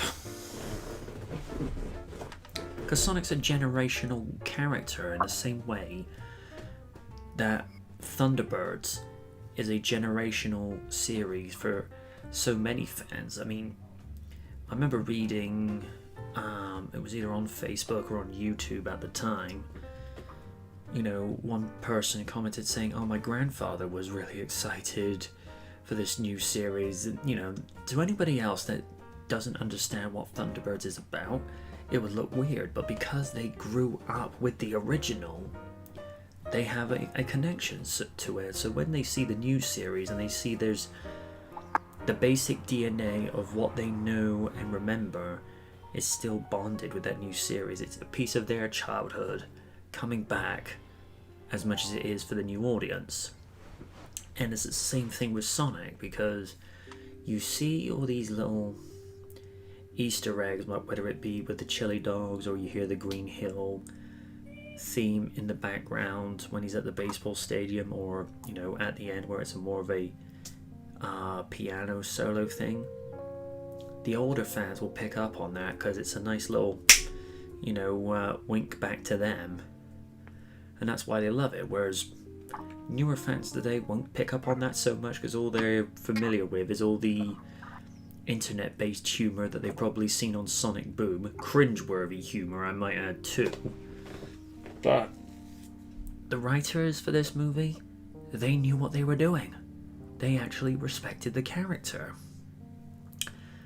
The only line I was really bemused that they didn't have in the movie is apparently there is a line where Jim Carrey goes, "You're mine, Hedgehog," and I'm like, oh, I would have loved that to be in the movie, just for Jim to be going full ham with that. And like many people, I had my reservations about him being Robotnik at first, but then afterwards it's like, nope, he was the right choice. Mm-hmm. The one thing I'm hoping for, if they ever, if on the DVD and the Blu-ray that gets released next week, is if they have done an extended cut, I want to hear, if it's like an outtake, you suddenly hear it was like, I would have loved to have seen that in. I know they didn't. I would have. Go on. I would have loved to hear, I hate that hedgehog. One, since they included internet humor like Sonic, the one line they must, and I repeat, they must put in the sequel is hear him say, "Snooping as usual, I see." Because oh dear, Carrie will ham that up to the 8th degree, in which case Win will be dancing like Swan Lake if he ever does that. Maybe have him say, Agent Stone.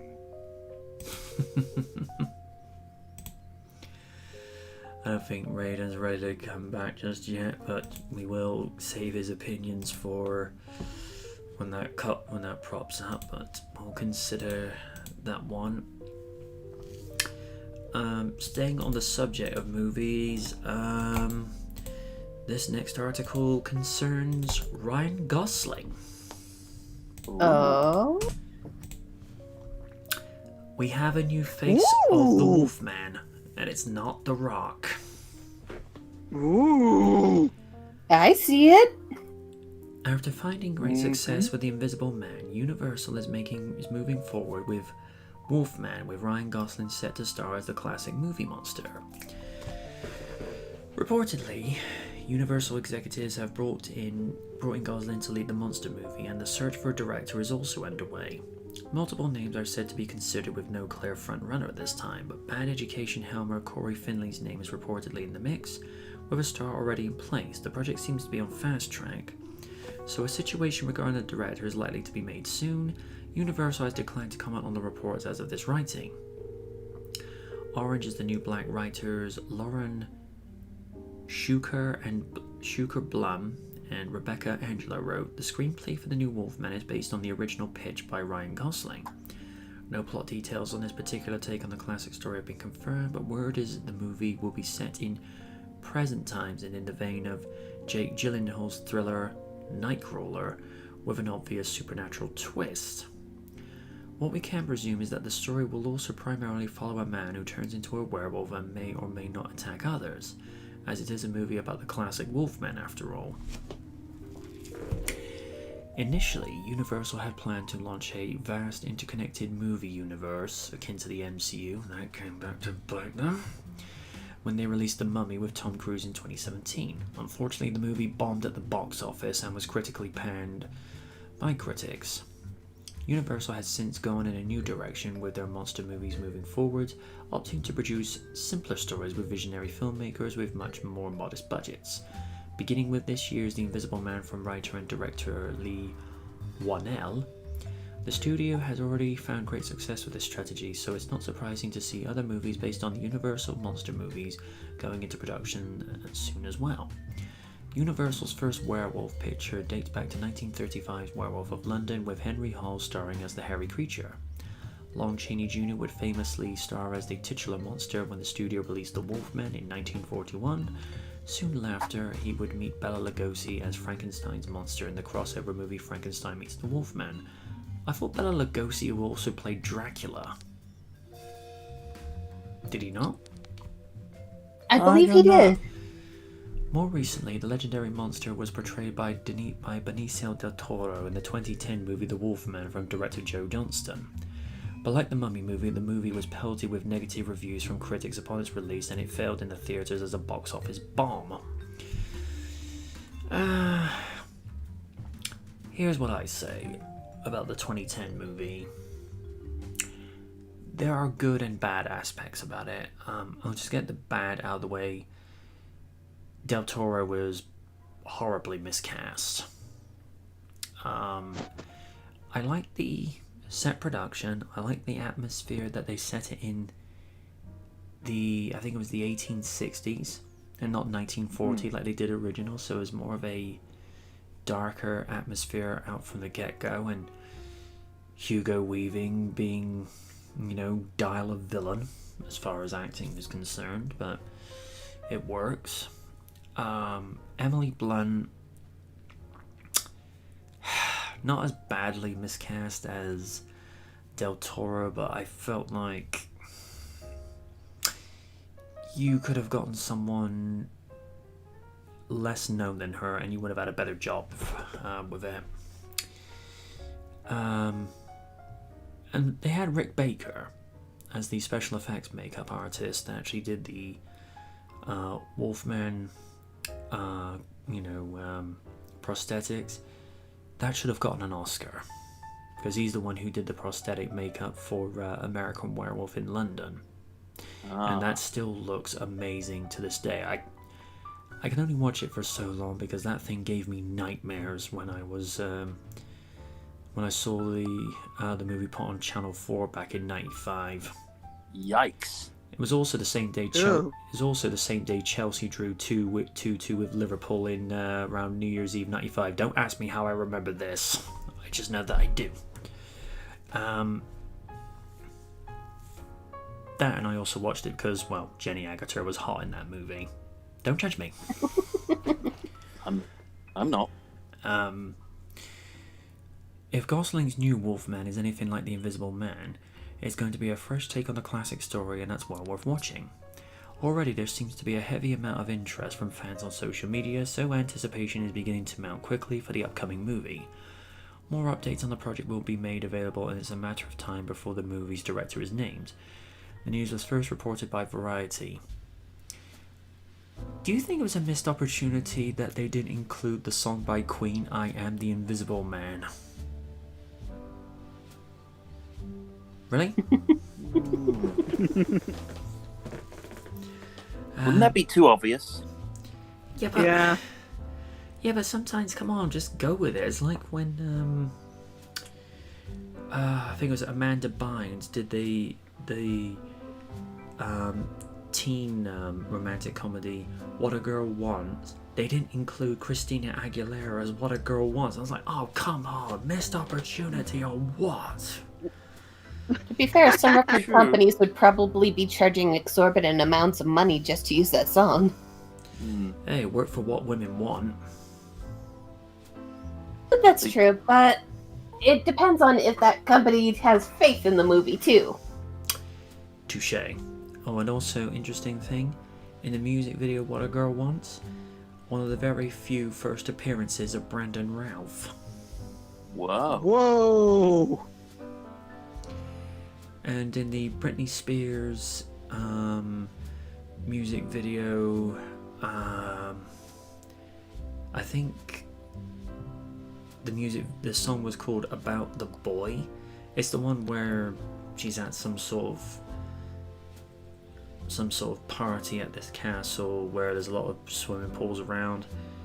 One of the guys in the swimming pool was Justin Bruning, also known as Michael Knight II.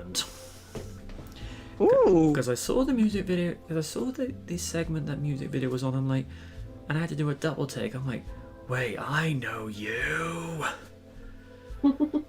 And he would have been in the Wonder Woman TV series as Steve Trevor if they had not cancelled the pilot. And I feel like he needed that because with Knight Rider gone, he really needed something to latch onto. But, you know, getting off onto a tangent. Doorbell, hold on. Sure.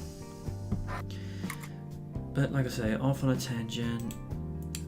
Gosling as the Wolfman. I have a few issues with it being set in modern times because I feel like when you try to do something that's contemporary, it's going to be dated within a few years. I like where the idea, whereas they can have a movie that's set as a period piece, like what they did with the 2010 iteration. There's a timeless quality to that because you know it's not going to date itself because you're focusing on elements that are well over 100 years ago. And it's like I say, I don't outright hate that version. I mean, at the time I went to watch it because I thought, you know what, I haven't seen a horror for a while. The segments with the titular character, you know, it does put the hairs up on, no pun intended, the back of your neck, but I feel like with a lot of horror movies these days, it's too much show and telling, whereas I like the idea. And this goes back to the principles with the Jurassic Park franchise in the earlier movies. It's when you can hear something's going on in the background, but you have no visual aid to work with in what is making these noises. So when, like, give you an example. Malcolm and company have just started walking into the long grass in the Lost World. They're trying to get their bearings. All of a sudden, you hear that, you know, that raptor purr that they do. I return. Sure. It's this with food. Alright. It's like I say, it's the sort of thing that the velociraptors do where it sounds like the equivalency of a dinosaur purring. You look at the look on Goldblum's face when he hears that, he just thinks, oh shit, not this again, and it's just like, run, run, run. Or, you know, when you're made to, you know, to earn the reveal. Another good example would be Jaws. You know, you don't see the shark for probably the better part of 45 minutes. And when he does finally show, you see Roy Scheider go and say, we're going to need a bigger boat. And funny thing, that line is not in the script. Spielberg liked that line so much to say, keep that in. Because Roy said that totally on the fly. And it's just one of those, you don't plan for it, it's just like, keep that in. Or like, another example, I forget where this line is from, but it's when these two guys are walking along the street in New York, taxi cab comes out in front and goes, hey, I'm walking here. Wasn't in the script, and they're like, keep that in. Keep that in. And it's a similar thing with American Werewolf in London. You don't see the first full reveal of the creature until after he's been chasing one of these London Underground commuters through one of the tunnels, and you just see the creature appear very slowly in front of the camera at the very base, of the escalators. And I don't know why the guy, and to this day, I still don't know why the guy just chose to stay staring down the escalator looking up. I was like, dude, get the fuck out of there. People in horror movies are so dumb. One typical way that they sum this up. Jamie Priestley's character in the first Scary Movie. She gets out of the house, and there's two signs. One to safety, one to impending certain death. She goes for the latter, and I'm like, oh, you're such a fucking idiot. And by the way, first movie, there are some bits and pieces of it that haven't aged well, but the majority of it, they were lampooning all the cliches of horror movies like Scream 2, I Know What You Did Last Summer. But a lot of the jokes and gags in there, for some people, they'll fly over their heads now. Like when they go and when Cindy goes and says, "But Ginger was such a huge integral part of the Spice Girls." I mean, to people these days, it'd be like, "What? Who?" Exactly. And also, a lot of the jokes in there now would offend, the easily offenders. Like, oh, you think that's bad? Steve will know what I'm talking about with this. In that case, don't look up clips of Love Thy Neighbor. Oh. Nope. That came at a bad time. Hey, Raiden. What up? Basically discussing some of the differences of how horror movies were with yesteryear, and how, say, some of the scary movies that they've done. The first Scary Movie, I think, is probably still the best, because it was the first time a set of horror movies had been parodied. But I think as each sequel went along, it just got worse and worse. I tapped out after number 3 because I thought 3 had redeemed itself, whereas the second was just like, oh, this is awful. Well, that's because the what's the word? From what I've heard, the property was taken away from the Wayans Bros, so that's why you saw the dip in quality with the next couple of movies after 3.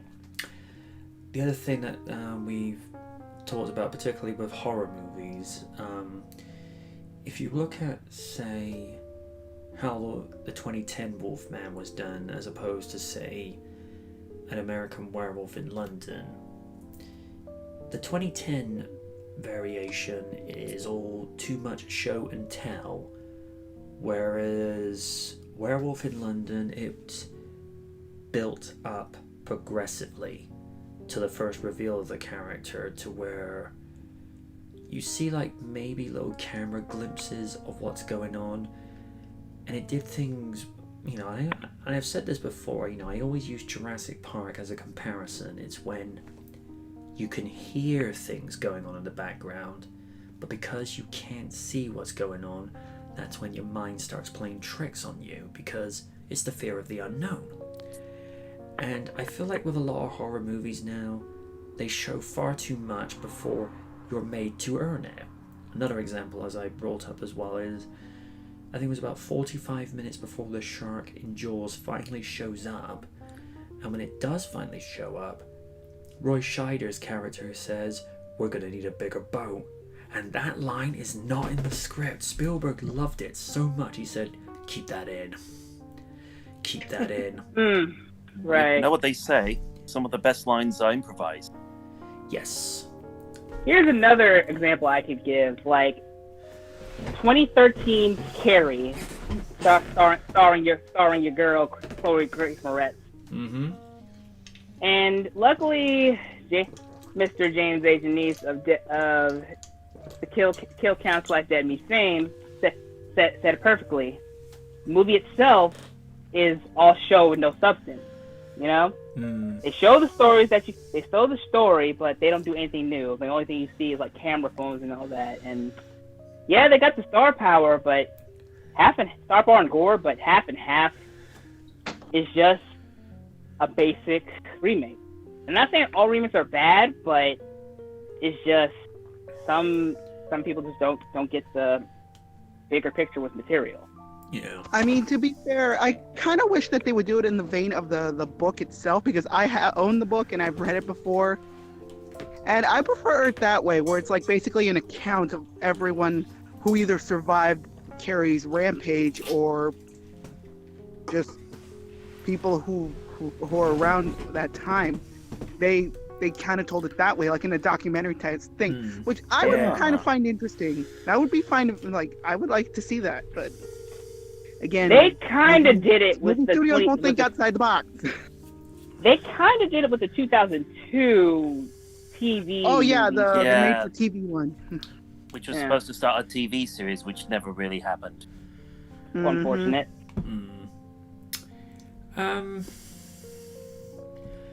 Back onto the original topic. It could be interesting with Gosling as the Wolfman, but it's like Wynn has said on so many occasions, the proof in the pudding will be in the eating.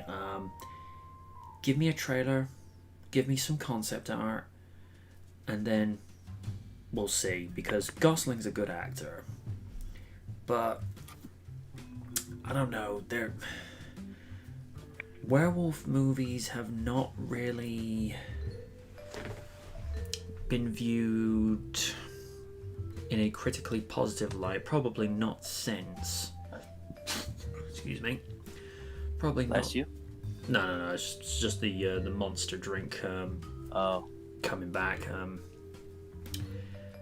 Werewolf movies have not really attained the amount of success, probably not since, as you just mentioned, American Werewolf in London or the Howling series. Nobody wants to talk about that reboot, by the way. Apparently that's just nothing but a CG nightmare. Yikes. Well, apparently... And Ginger Snaps. Don't forget about Ginger Snaps. Okay. Oh, I love that movie. The sequel... I'm just going to say the sequel's fucked up. Yeah, I watched the first one, and I don't know. I watched a little bit of the second one, and I don't know if I want to go back and rewatch that. The third movie. That third one doesn't need to exist, to be honest. It's just there. The thing that doesn't make any sense. The thing I like about the third movie is Ginger's not a bitch in that one. You actually feel sympathy for her. That's fair. Because the first movie, she's kind of like just like an average bratty teen, but you can tell that the animal is taking over her, which, she just ends up wanting to stay that way. But the problem is with that is it's a slow transformation that the rules of that one goes through. Is like once you get to that, you're stuck as it. Whereas, as we've all seen from so many other movies and TV series, Oz in Buffy the Vampire Slayer as a prime example. They, obey the usual rules, like you're the creature for as many amount of nights as there's a full moon, but then you get to be regular human next morning. But because Oz went and did like this sort of spiritual quest that he went on for a while, he was actually able to control it until he met Willow's new squeeze at the time. And Liz, I think you know which episode I'm talking about. Oh, yeah. Because he wouldn't even walk anywhere near her for a time when after he was in confinement. He's like, no, don't come too near. And I kind of felt bad. For him because he was expecting to be reunited with Willow, and then finds out, oh, you're with someone else. This displeases me. Badly. And then of course there was that episode with Veruca. Good Lord. And she and says, oh, someone's domesticated the hell out of you. And he's like, I could kill somebody in that form. I don't want that on my conscience. But, I don't know. Long tangent. Could be good. Could be bad. I want to see a trailer. First before I make any kind of opinion or decision. What do you make of it, Steve? Good idea. And also, do you think it's a good idea to bring it in modern times? Because I feel like that could be a poor choice, particularly with regards to the direction it could go with. Well, it just depends what angle they try to go with it. I mean, with the concept of the werewolf, there was a TV show called Being Human. Yes. A couple of years ago, which kind of like dealt with supernatural creatures living together, and I found that rather intriguing. It's just I heard about that. For me, it's just what kind of angle they're going to take with a new Wolfman movie, and especially if they set it in modern days. Just wait and see, I guess. Raiden? First time I'm hearing about this, but yeah, like you said, some werewolf movies since American Wolf in London, the Ginger Snap series. I don't know. Especially for me, I don't know if you could trust people to make a perfect werewolf movie. I feel like that's been, already been done, but you're always gonna get rarity with some people. So hopefully, I don't know. A part of me wants to see this go well. And like you said, Ryan Gosling's a great actor, so I feel like he'll body it. But I feel like they'll just overdo it, like with CGI, and you know how bad CGI can get over the years. Yes. It's like some people don't believe in practical effects anymore, and that's the sad thing to see. I mean, here's a good example. The Underworld series. Yes. Where they had vampires, lycans, / werewolves. If you go back to behind the scenes, you will see the werewolf heads were animatronic, and I love that. And part of me wants to see that come back, but I don't know. I don't have that much trust in some Hollywood pictures nowadays. And Universal's doing this? Yeah. That's a big red flag, especially what we saw in The Mummy. We don't like to talk about that one. No. I know, but sometimes you gotta look at the scary shit. But yeah, I want to give it a chance, but Universal's always lurking, and there are a shell of their former selves.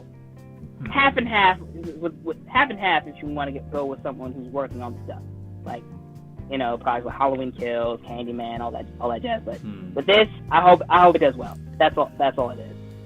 If it doesn't, well, the end of year panel exists for a reason. Oh, that it does. Good lord.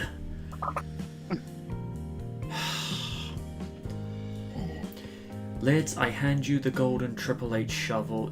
Shovel. Do as you must. I'm of two minds about this. I mean, the Mummy remake, though not the one with Brendan Fraser, I actually like that movie. Yeah, that's a bad taste in my mouth. That being said, the remake of The Invisible Man was actually good. That was surprisingly good, which I thought that was gonna suck. So I give it a bit of a fair shake. The Wolfman remake, I give it a bit of a fair shake, considering the fact that Ryan Gosling is a damn fine actor, and if they set it in modern day, I wouldn't be opposed to it. Okay. But if it wouldn't be that bad. Come on, I've seen worse. Just as long as they stay true to the bit of the source material. So, I mean, don't have the Wolfman strangle women. Just have it be a slightly better makeup job. It's like combine practical effects with CG if you need to. But I can see this working. If it doesn't work, then it's like back to the drawing board, I guess. But I'm a bit optimistic, so it's like, well, we'll see what happens. When? I'd like to think I'm pretty optimistic about it, because, yeah, as Lydia said, the Mummy remake with Tom Cruise wasn't great, but they managed to bounce back nicely with The Invisible Man, because I've heard nothing but relatively good things about it. It's just, well, around the time that was out, I chose to go see the Sonic movie, because,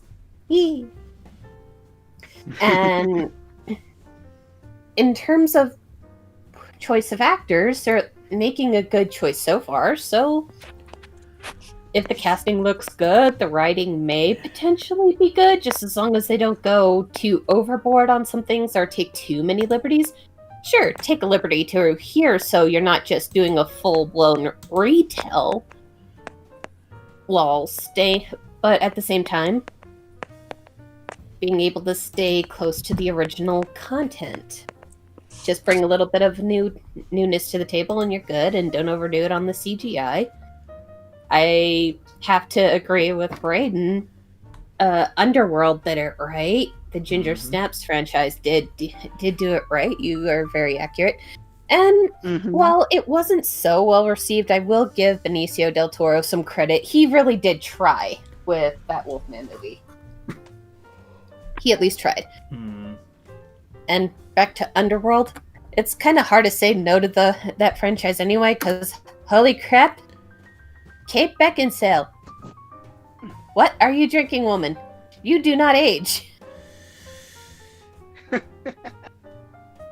I'm just amazed that they got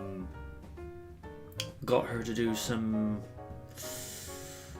rather I'll just go ahead and just go say I'm surprised that they managed to get her to do so many revealing scenes in some of the sequels, because I remember seeing on, what was it they called the second movie, Underworld Unleashed? Something like that? Let's see, Okay, I'd have to... Yeah, No, okay, it was the Revolution. Oh. Yeah, I guess that one, the camera was focusing on a rather too many liberties. I mean, I appreciate it's meant to be aimed at a slightly more mature audience, but it's just like, okay, guys, there's a reason they call this personal space. You're kind of invading it. Yeah, never have I thought of them filming debauchery in a truck trailer. Yeah. But it has to be said, it's as you say, Win, what is this woman taking? Because particularly with the fourth movie, I think she was very late 30s or early 40s, and that woman was in tremendous shape. I'm like, oh yeah, makes me wonder if she is actually part vampire, because damn, girl. Yep, Kate Beckinsale is currently 46 years old. Damn. Whoa. And she was hitched up to Len Wiseman, who was the director, but for whatever reason, I think it just ended amicably.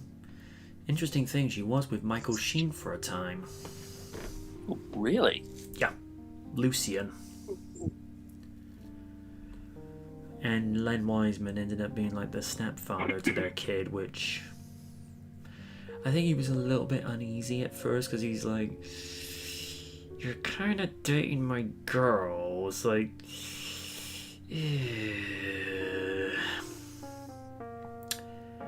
and then of course, he goes up ending up as Zeus in Tron Legacy, and he's just all camped out as like a younger,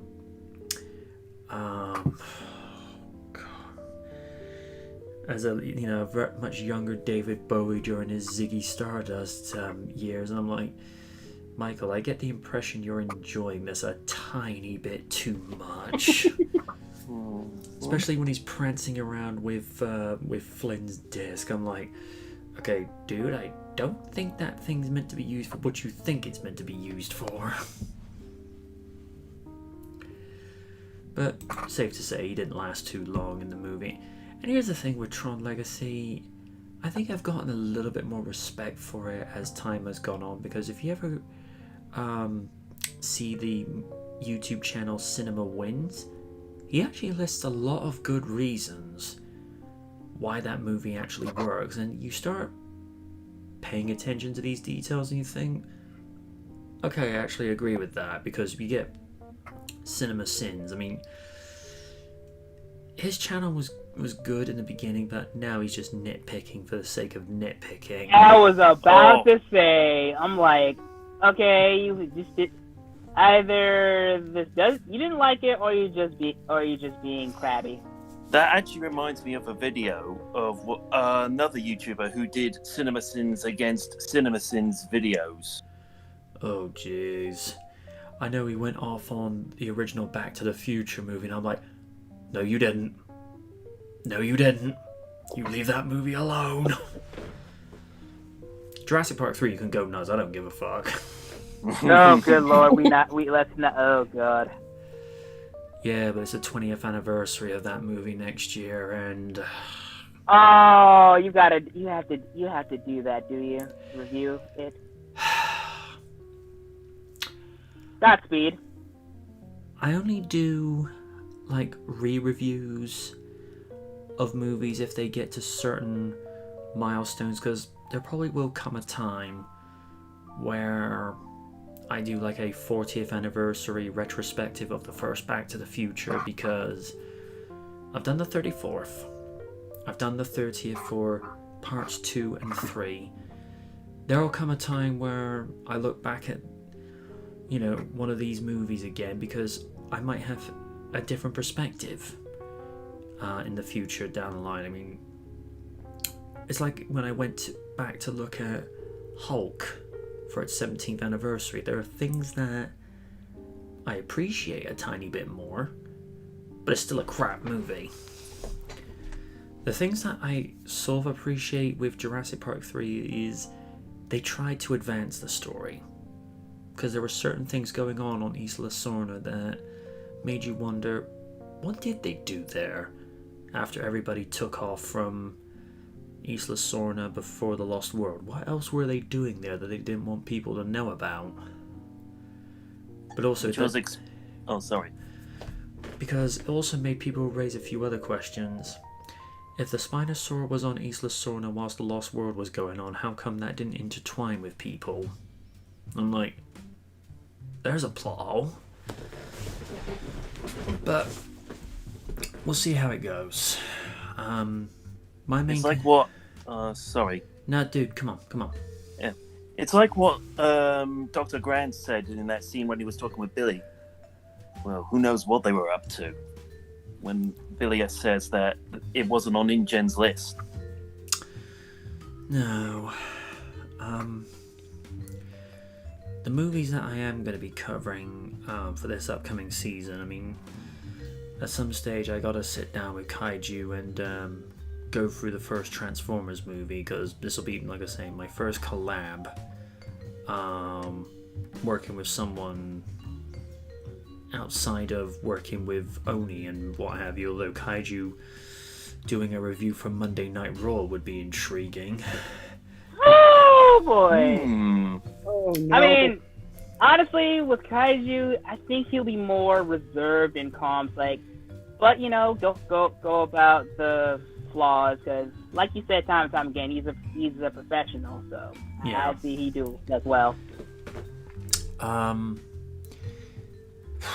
course, the other ones are going to be doing anywhere from Batman Forever and the first two Terminators, along with continuing Turtle-vember.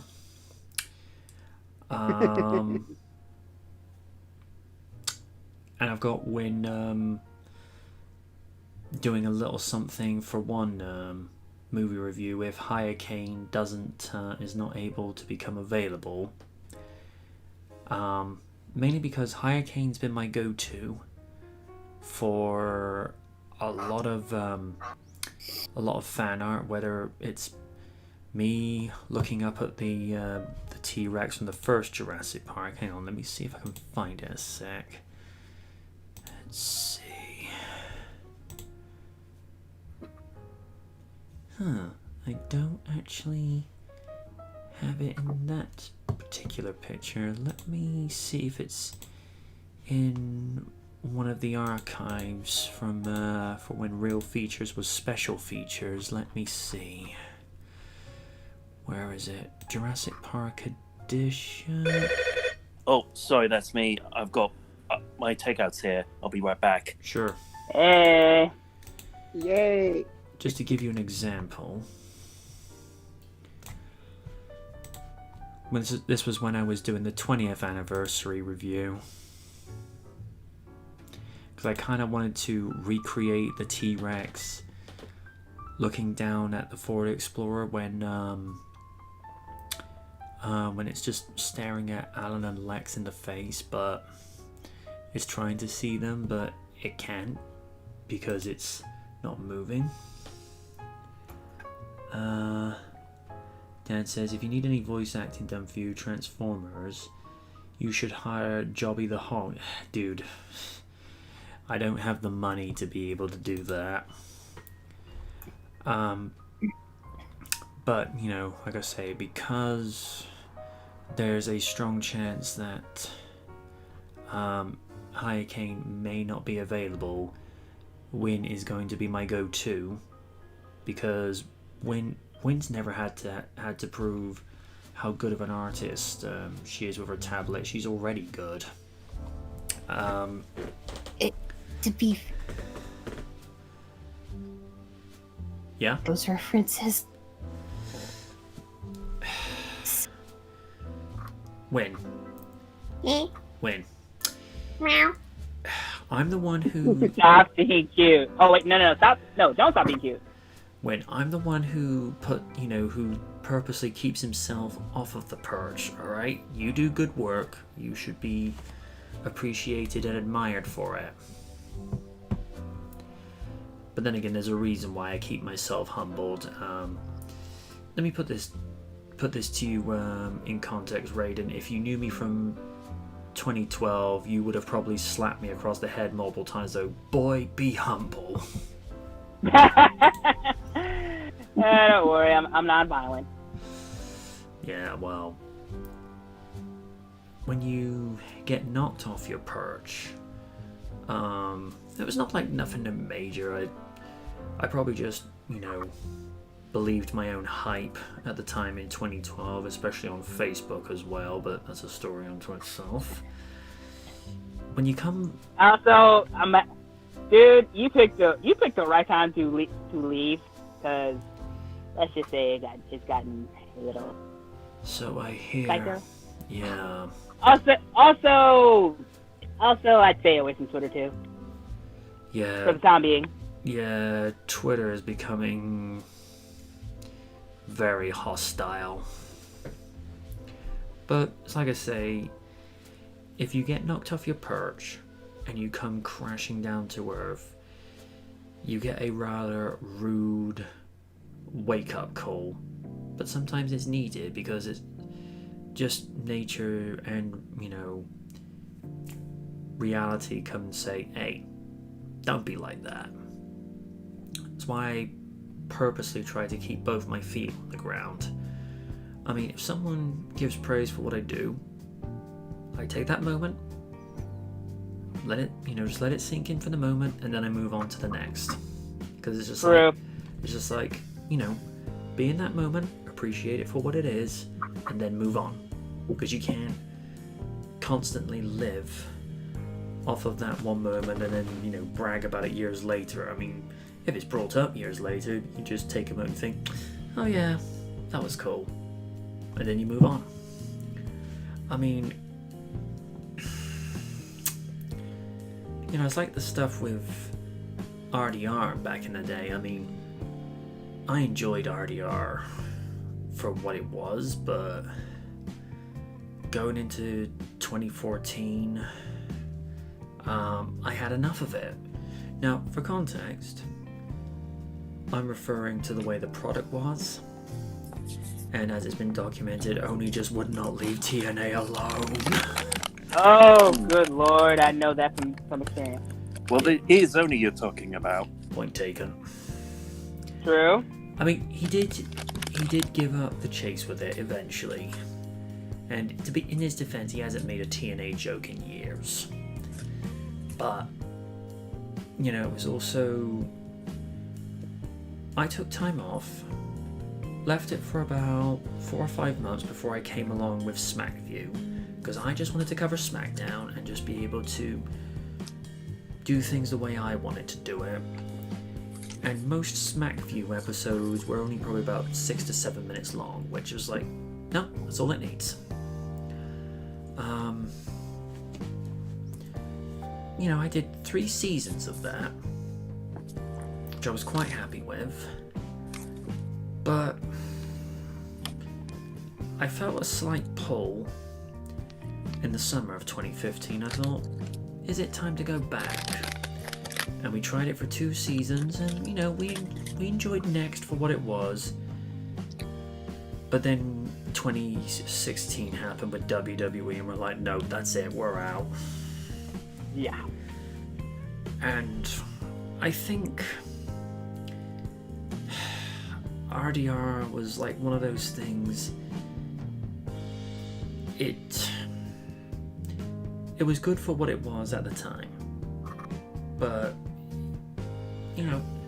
all the seasons, all the seasons will eventually be re-uploaded, and people can enjoy them, just for pure entertainment. I mean, alright, the events of what happened on Raw and SmackDown in May of 2013 may not be relevant to today, but they'll be entertaining with our commentary and just the way we try to be like informative entertainment, or as I like to call it, docutainment, because we were there to put smiles on people's faces. And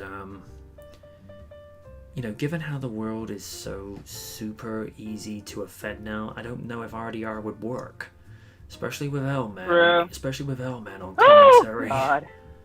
Oh no. Anything Heath Slater related, y'all gonna get deleted in seconds. Mm-hmm. I mean, it's in a similar vein. I mean, I said earlier this evening I might bring Night Watch back again purely just to finish the 3rd season off that I should have finished off last year, but I ran out of steam. And I think it was a combination of doing SKL, doing Thunderbirds, doing Knight Rider, and doing Ask the Night. It becomes too much for the schedule, and Dan, when I say this, I'm saying this in past tense because I know you've adhered to my requests, but it was when each episode just became like 3 questions from one person. it became a little bit much. I mean, I like to have a little bit of variance, like, you know, have a viewer special once or so often, but when it became like every single episode, it got to a point where you're like, to someone else's perception, it looks like I'm catering just to one person, when there's other people that may have questions they want to ask me that they didn't get to ask me before, because everyone's, the one person is just taking up all the questions. It'd be like, imagine every single Q&A episode was nothing but questions from A-Log. Woo! That'd be a 3-hour video right there. I mean, every once in a while, Wynn would have more than one question for a video, and that's fine because she only did it so often and sparingly, and because Wynn and I are into similar things, and as I've said before, if I was in her neighborhood, it'd be like, me, you, coffee, now. And I get to pet the navvy. Mother, What kind of coffee? Oh, for me, hazelnut latte with a little bit of cream. Hazelnut. And my coffee house does customize lattes quite well. They also do cute waitresses, too. Aww. She's my Lena. Just like if Ashley was available, well, she'd be Raiden's Ashley, but, she not, so it is what it is. She's still the goddess, though. All day, every day. It's like I say, variety is the spice of life, and that's one of the reasons, that the Q&A. Here's the thing, the Q&A series is not gone. It's just on hiatus until I get enough variants of questions come in. Because I can't create any more Q&As unless, other people send me questions in, whereas like these are fresh takes and what have you, so, And also, they would take a while to render sometimes, especially if I was doing it with the green screen, because also the filter packages I would put in, like to improve the contrast, improve the sharpness, or whatever color filter I put in, where there's a little bit more of a red or a little bit more of a blue filter in the background, just to give it a bit of atmosphere. I mean, it takes time to render these things properly. Green screen takes twice as long because you're having to properly render the image that you've put in to replace the green screen and various other bits and pieces. I mean, people don't think about the time that it takes for my computer to put it all together. I mean, if you're going to do it properly, you do it properly. Although I'm still amazed to this day how long it took to do that spoiler review for Jurassic World Fallen Kingdom. That thing went on for about the better part of an hour, and I think it took about 3 hours for it to render properly. Blimey. Yeah, well, I had a lot to say on that one, and also I like this idea where the green screen made it look as though I was actually reviewing it from within a jungle, just to sort of give it that little bit of atmosphere. Probably a similar thing with one movie review coming up.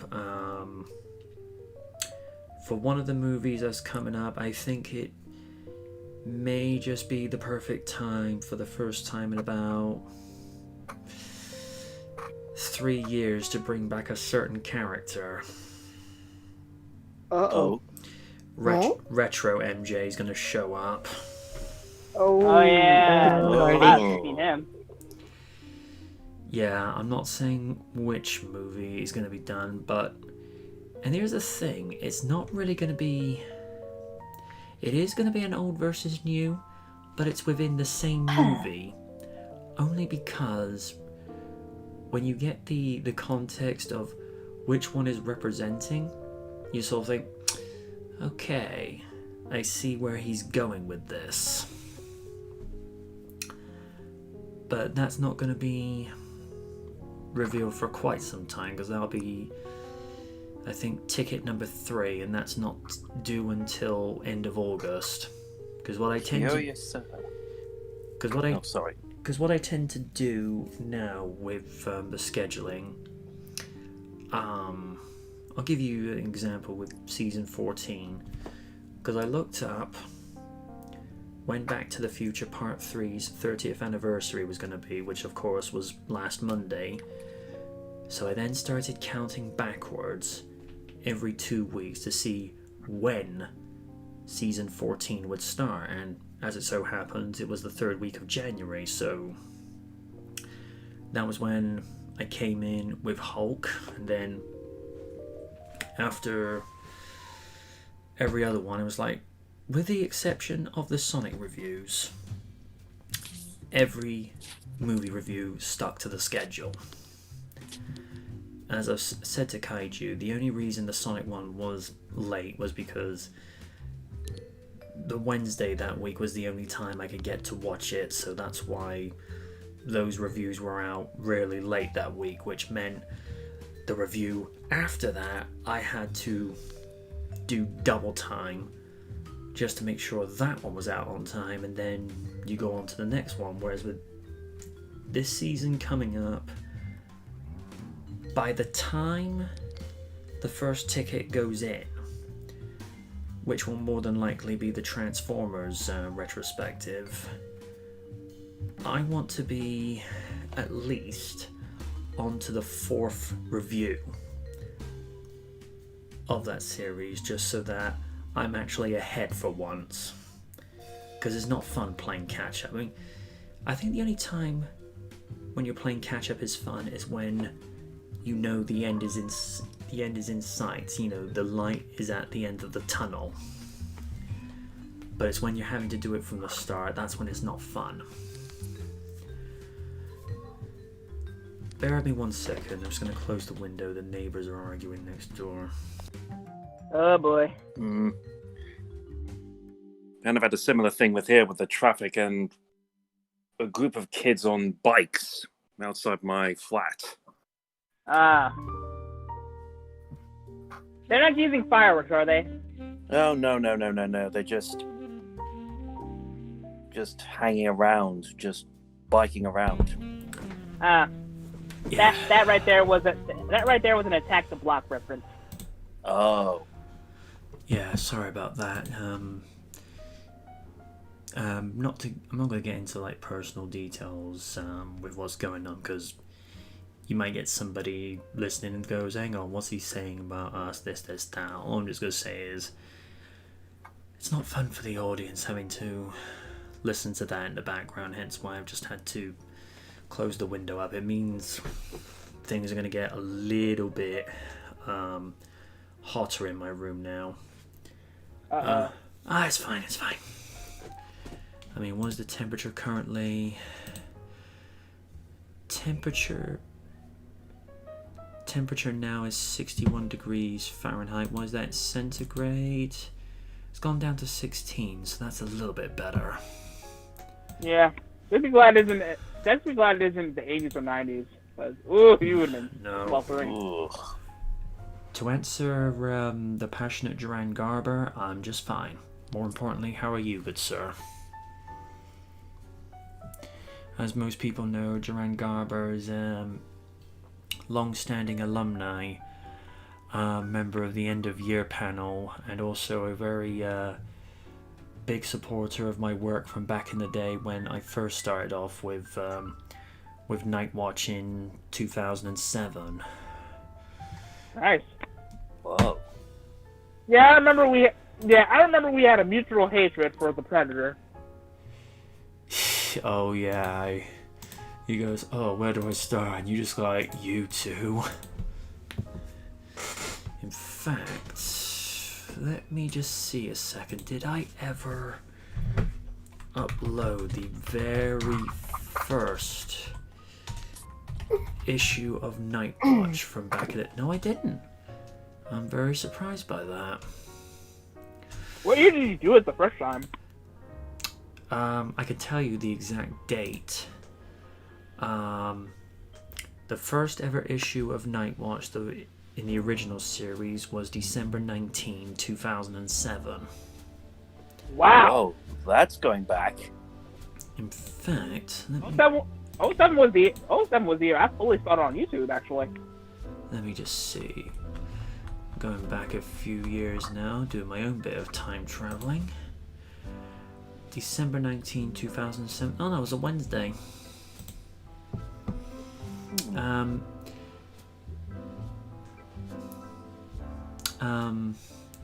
Because around that time, that was when it had been announced that Knight Rider was coming back as a brand new series, what would be later revealed as a continuation of the original series, which I was glad that they didn't just hit the reset button, because it happens far too often.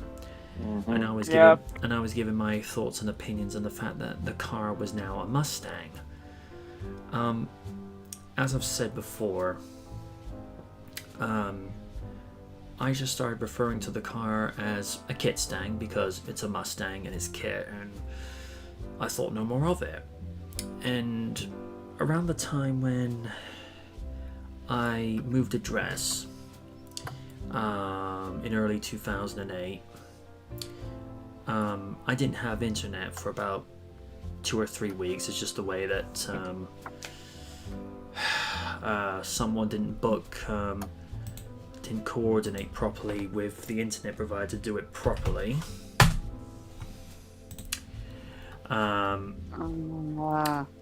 And then I get connected back up, and then I get all these messages pop up saying, "Oh, have you heard Val Kilmer is now the voice of the car?" And I'm like, the fuck?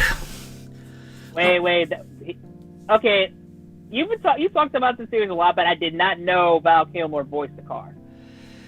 Originally, it was going to be Will Arnett, but because I would have loved that. Definitely, especially how good he was as BoJack Horseman, and also as Vern from the most recent interpretation of Ninja Turtles. Yeah, he was funny in there, in both movies. But because he had a contractual obligation with General Motors, and obviously the Mustang is a Ford, General Motors saw that as a conflict of interest. So 3 days before the SG pilot, on February 17, Val Kilmer literally gets a call on his private number out in the woods that only a handful of people are able to have access to. They ask him point blank, "Do you want the job?" And he's just like, "Yeah, sure, why not?"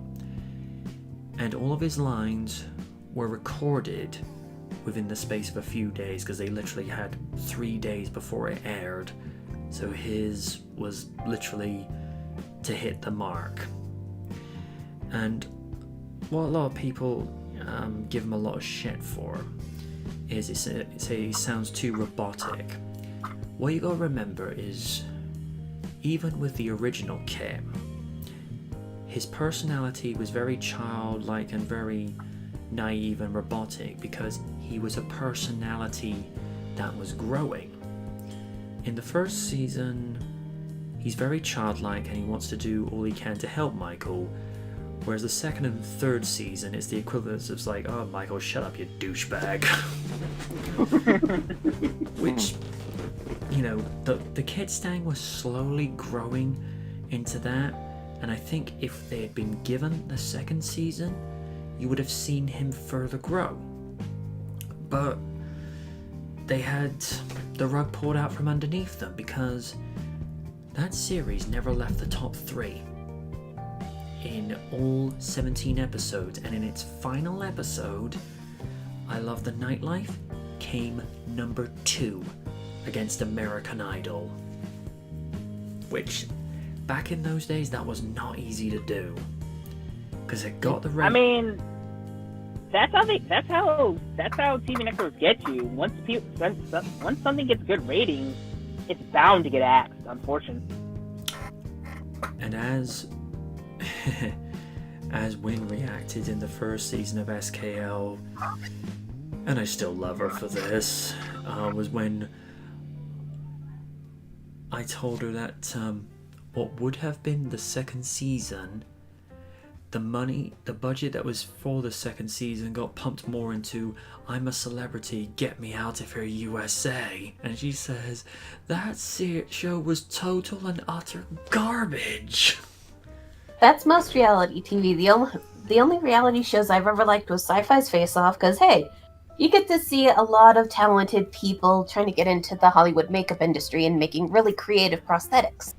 So that I can give a free pass. Mythbusters, because there's explosions and it's educational rather than dumbing you down with the same over-dramatic, pre-packaged bullshit. Mm-hmm. And some cooking-related ones, because at least they're trying to get people to get their shit together. Who Thank doesn't you, like Gordon food? Ramsay. Ramsay's the GOAT. Also, Kitchen Yeah. Nightmares is awesome too. Yeah, I can always make an exception for Gordon Ramsay. Mm-hmm. It's fucking raw! And also, to paraphrase, Gordon Ramsay's not really an asshole. He just can't stand incompetence. Yeah. And he's really nice to kids. Yes, We Yeah, need more he's people like He's him. adorable with kids. I'm just trying to see if I can possibly find... Okay, when this is all said and done, I may have to upload one of the old Night Watch issues just so you can sort of see the work that I did back in the day, provided Universal doesn't hit me with a blocker, because believe me, they were belligerent with that back in the day. But you can sort of see where my work has come from and how these days is kind of night and day. But like I say, after we go off the air, Durant says, MJ, it was wonderful to meet you and Nick for the first time at KR Reunion 2012. Absolutely, dude. It has to be said with Duran, he is one of the most pleasant and approachable guys you're ever likely to meet. He's always super polite with people. And Duran, you lucky son of a gun, you got to pose to have a picture taken with the Hooter girls. Whoa. Yeah, Hooters was one of the sponsors of Knight Rider Reunion. He was just, posing with like 3 of them, and I'm sort of thinking, should I pose with them, or is that gonna make me look really awkward and inappropriate for that? Because it's like, I want to, but I don't want to be seen as like, oh, you're a pervert. Whereas Lydia would be like, oh, I'll pose with you ladies. I ain't saying nothing, but I would not, say no. Yeah. Whereas with The only opposition I've ever had with Hooters is the one time I did eat there, their wings were not very good. I probably just got a bad batch that night, though. Yeah. Co92 says, to be fair, there are not that many reality shows these days. Yeah. That's a godsend. Well, I think. Well, depends if you go on VH1, which is turned into possibly one of the most classic music channels into the most black trash, and which I've on occasion watched, but it's not the same. The only good thing that came out of recent reality shows is the Confused Cat meme. Or that one where it's like, you apologize, and the cat just goes, bleh. Oh, I love that. That's particularly good. The only one I watched in a long while was Doomsday Preppers. That's... I think that was an older show, but they put it up on Netflix. You know what show I miss? You know what show I miss? What's that? Deadliest Warrior. That was also one of my exceptions because you actually got to learn different things. Even if some of the information was kind of fudged up a bit, it kind of reminded me of early day Death Battle before Death Battle was a thing. Ah.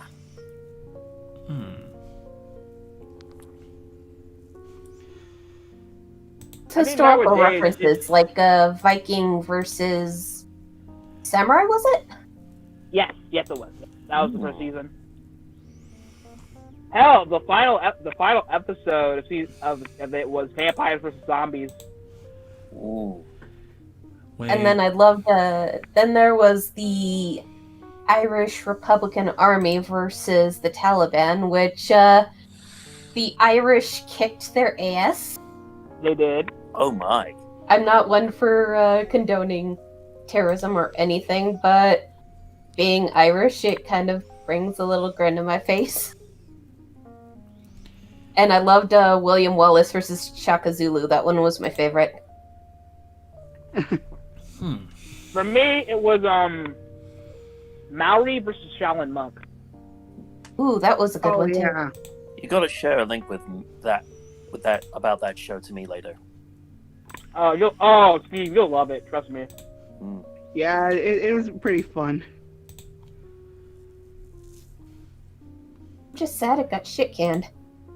Yeah. I know, it sucks. Sadly, most things that we enjoy get the can.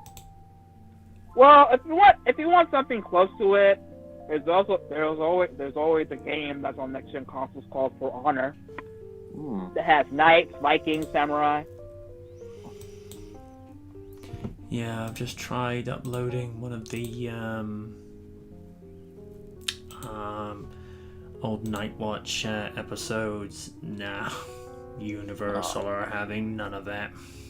Oh, pooey. Well, that's Universal. They're kind of notorious copyright whores. True. Mm-hmm. True. Well, I'd say Second only the Toei. Ah, god damn it, get out of my head, Raiden! no. You make copyright horror, so I had to mention them. Although True. they tend to be a lot more lenient with regards to the reviews I've done with Jurassic Park, and I know they put 2 copyright claims on not only the first Back to the Future but also Part 2. The one that they did with Jurassic Park, they did that with the first movie and they did it with the third, but with Lost World and Jurassic World, I've not had anything flagged up yet. Whether it's just a case of the algorithm didn't pick it up, or because I managed to balance it out with enough still images and abstract animation loops that it just looks and says, I don't see anything. Duran asks, have any of you watched the new show that started in 2017 called SWAT? Can't say that I have, dude. No, I cut the cord back in 2013, so anything new that I do catch will normally be on Netflix or something I stumble across. Or in this case, Disney Plus, when I got in heavy duty into The Mandalorian. What exactly Speaking of is streaming SWAT? service, I think it used to be an old show, and then it got turned into a movie a couple years ago in 2003. And it has a series that stars Shamar Moore as the main character. I think what I may have to do with regards to the one I wanted to show, when this goes off the air, I'll have to show it from BitChute, only because they tend to be a little bit more lenient. I mean, I know BitChute. BitChute's a really good site. Real talk. Duran says Shamar Moore from Criminal Minds plays in SWAT. Oh, Oh, I did not know Nice. that, dude.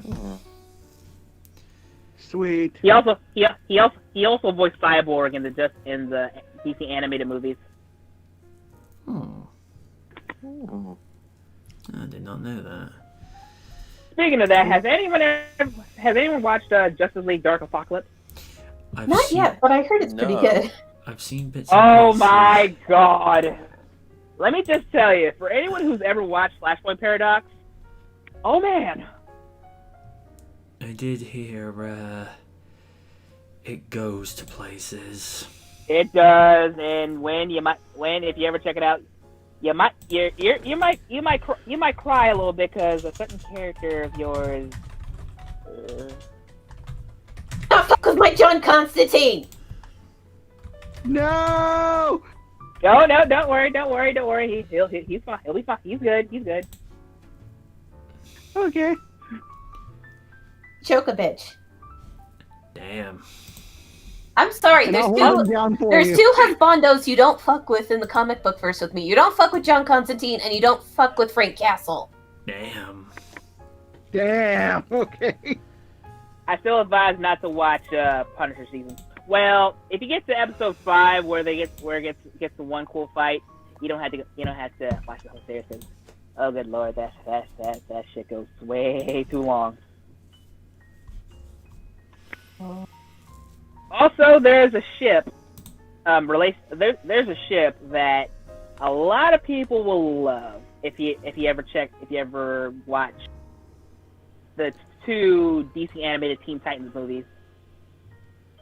Mm-hmm. I feel like you're supposed to be leading in with something. Oh, let's just say a certain bad boy of Batman gets with a certain. let's I see, know where you're leading with I this. think I can guess. Yeah, I've read the Red Hood and the Outlaw series. I am fully well aware of Jason Todd and Coriander. Mm-hmm. How whenever I'd shoot the shit when going to the comic book store, I'd shoot the shit with the person that worked there on Sundays, Adam, and we were literally kind of busting a gut about because they were like, it's a good comic series, but at the same time, I could see Dick losing his shit going, you're dating my ex-girlfriend, and we were just kind of making jokes about it, saying Jason would probably retort and go, well, you did say X. Well, there's a lot of things Jason's notorious for. Especially how after he got reincarnated when he was older, he got with Batman's on and off again fling in Talia. Ooh. Yeah, Jason gives no fucks. I love Jason Todd, but yeah. Yeah, you don't go. I know it sounds ridiculous, but it's the bro code. You don't go dating somebody's ex unless you get their consent first. It'd be like, alright, let's say, for the sake of discussion, Lid's got a date with James Masters. For the sake of discussion. Hello. And then, they have a thing for about 2 years. They split up for, amicable differences. And then imagine Wynn sees Spike's available and she's like, hello. And then Lids finds out, it's like, hey, you could have asked. Yeah, and hearing them the thought of them bantering kind of made me think of this clip. I don't know where the reference came from exactly, but the fact that it involves current Robin, Dick, and Jason, it kind of made me crack up a bit. Damn. It's very short, too. It's only 1:41 seconds. Alright, hang on. Let me Copy. Navi! Bad kitty! What's he done? He knocked Let the over little my bugger do. dice. Oh. 2, 3, 4. I am the true game master, mother. Okay, I'm at 0. Ditto. Likewise, just give me one quick moment to get everything picked back up. Oh, Navi. I love that cat, don't get me wrong, but there are times like... What the hell, dude? He picks the worst time to get the zoomies. Alright, I'm back in my chair now that I picked up all my dice. Okay. 3, 2, 1. Brother banter time. Play. Hey Donovan, you got anything to drink? Yeah, in the fridge. Hey Josh, grab me a glass of milk. They don't have any milk, but I can get you some milk. That's what he just said. Yeah, I just want some milk. No, you're saying it wrong. You're saying milk. Like it's a disease.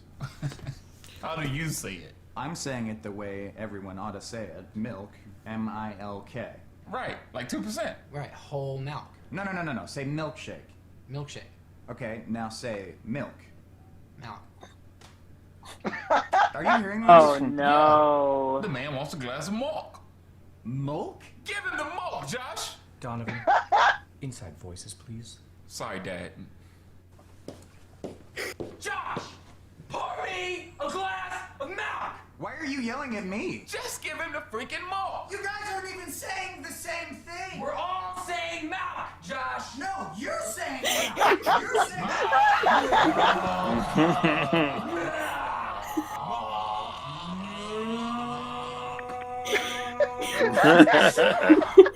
Shut up! Oh God. Better put it down, Josh. Don't do it, Josh! You're gonna shoot me if I shoot myself? That doesn't make any sense! You're gonna shoot me! Just put it down! Put the gun down! Put your guns away! Just put it down! What is happening? What is happening? Oh my God. Your hand is like a brother. Oh no. And then after that, we pull the trigger. All of us. What the fuck? Oh my God.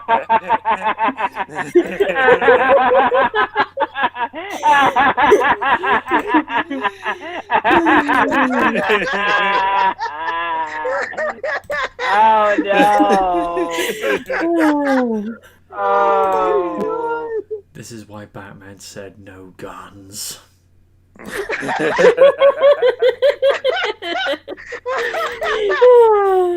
my god, no! I love that just Batman shows up in the background.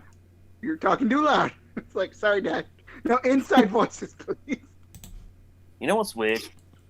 On the takeout I just got, I ended up getting a chocolate milkshake. Oh god, now I'm starting it.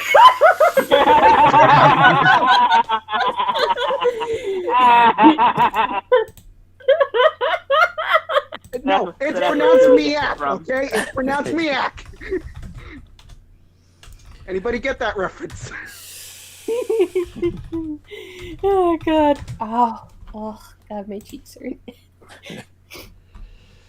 Gosh dang it. I think that made my Oh my god, I evening. love the comment.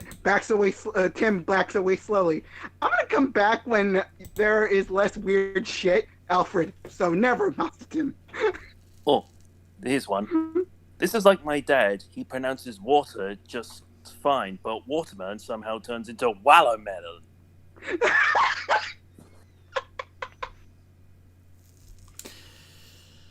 This is why Tim doesn't come to the manor anymore. Raises his voice, Batman tells him to be quiet, screams, no one stops him. Nightwing is obviously the favourite. Batman, inside voices please, screaming coming from the kitchen. Alfred, I got it.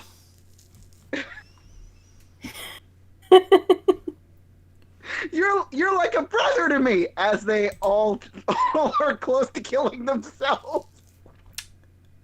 Why doesn't Jason come over anymore? Well, you see... God, that's not dark. Oh my God! Someone left a comment, but they call themselves Superman. This is why Bruce refuses to let me come by Wayne Manor. Oh, nice. Hang on. You already have Connor. Psh, looking forward to when John's a teenager, Clark? OMG, he doesn't want you to see teenagers in their natural environment. What about Kara? Technically, she's supposed to be older than him. Yeah. That's weird. It's the cryopod she was frozen in. It Yeah. stopped the aging. It stops the aging process.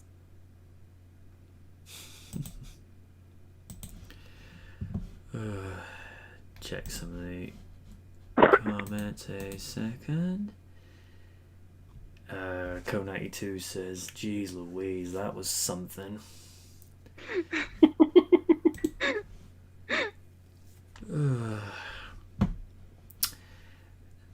Video on BitChute still taking some time to fully go through, even though it's not really that big. I don't get it personally, but oh, and apparently I hadn't published Back to the Future Part 2 on there for some unknown reason. Right, let's change that. Right. I think, unless anybody's got anything to add, I think we'll probably close this evening out because we've done what we needed to do. Plus, we've got Raiden. We've got 2 things to show Raiden as well because he didn't get to see this before he came in this evening. I should be worried. Oh yeah. No, one will make you laugh, and one will probably give you some feels because it involves a cute, fluffy puppy. Aww. Okay. So yeah, folks, we're gonna end it there for this evening. So until next week, I have been the Knight saying good night from the night, and don't be a Karen. Please don't be a Karen. Please no. No. Some Karens are please good. no. Some people named Karen are good, but the Karen empire needs to be stopped. Yeah. Rise above the Karen. Otherwise, she'll go speak to the manager. Ah! In the background, you just hear Navi go, "Bitch, I am the manager. Shin, escort her out." I will. Hold on. Ah! Okay. Wouldn't it I will speak to the manager. Let me in. Wouldn't it be the weirdest thing if a Karen went to go speak to the manager and the manager's Anita Sarkeesian? Oh God! Oh, yeah, no. Okay. I'd love it for somebody to video that, put it on YouTube just to see the hilarity that would happen. Don't deny it, Raiden. You'd be wanting it too. Yeah, Oh, no. yeah, I would. Every time I hear that woman's name, my heart stops.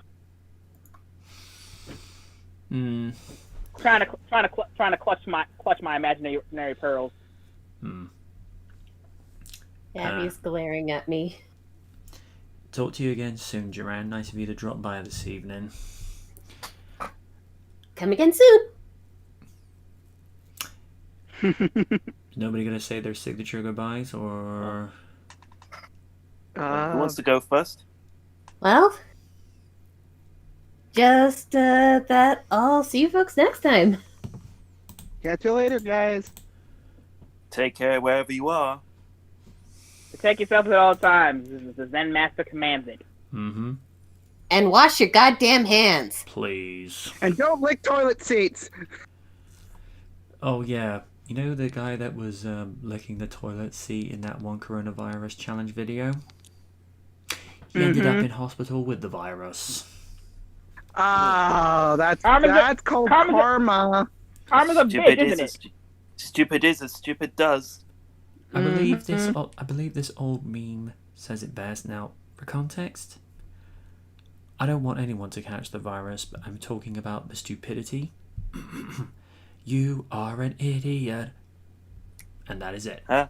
No, no, no. I was trying not to add that, but you know. Oops. Sorry. In the words of Dexter's Laboratory, you are stupid. You are stupid. And don't forget, you are stupid. Yep. Yeah, I got no time for that. That's it, folks. We'll catch you next time. Later.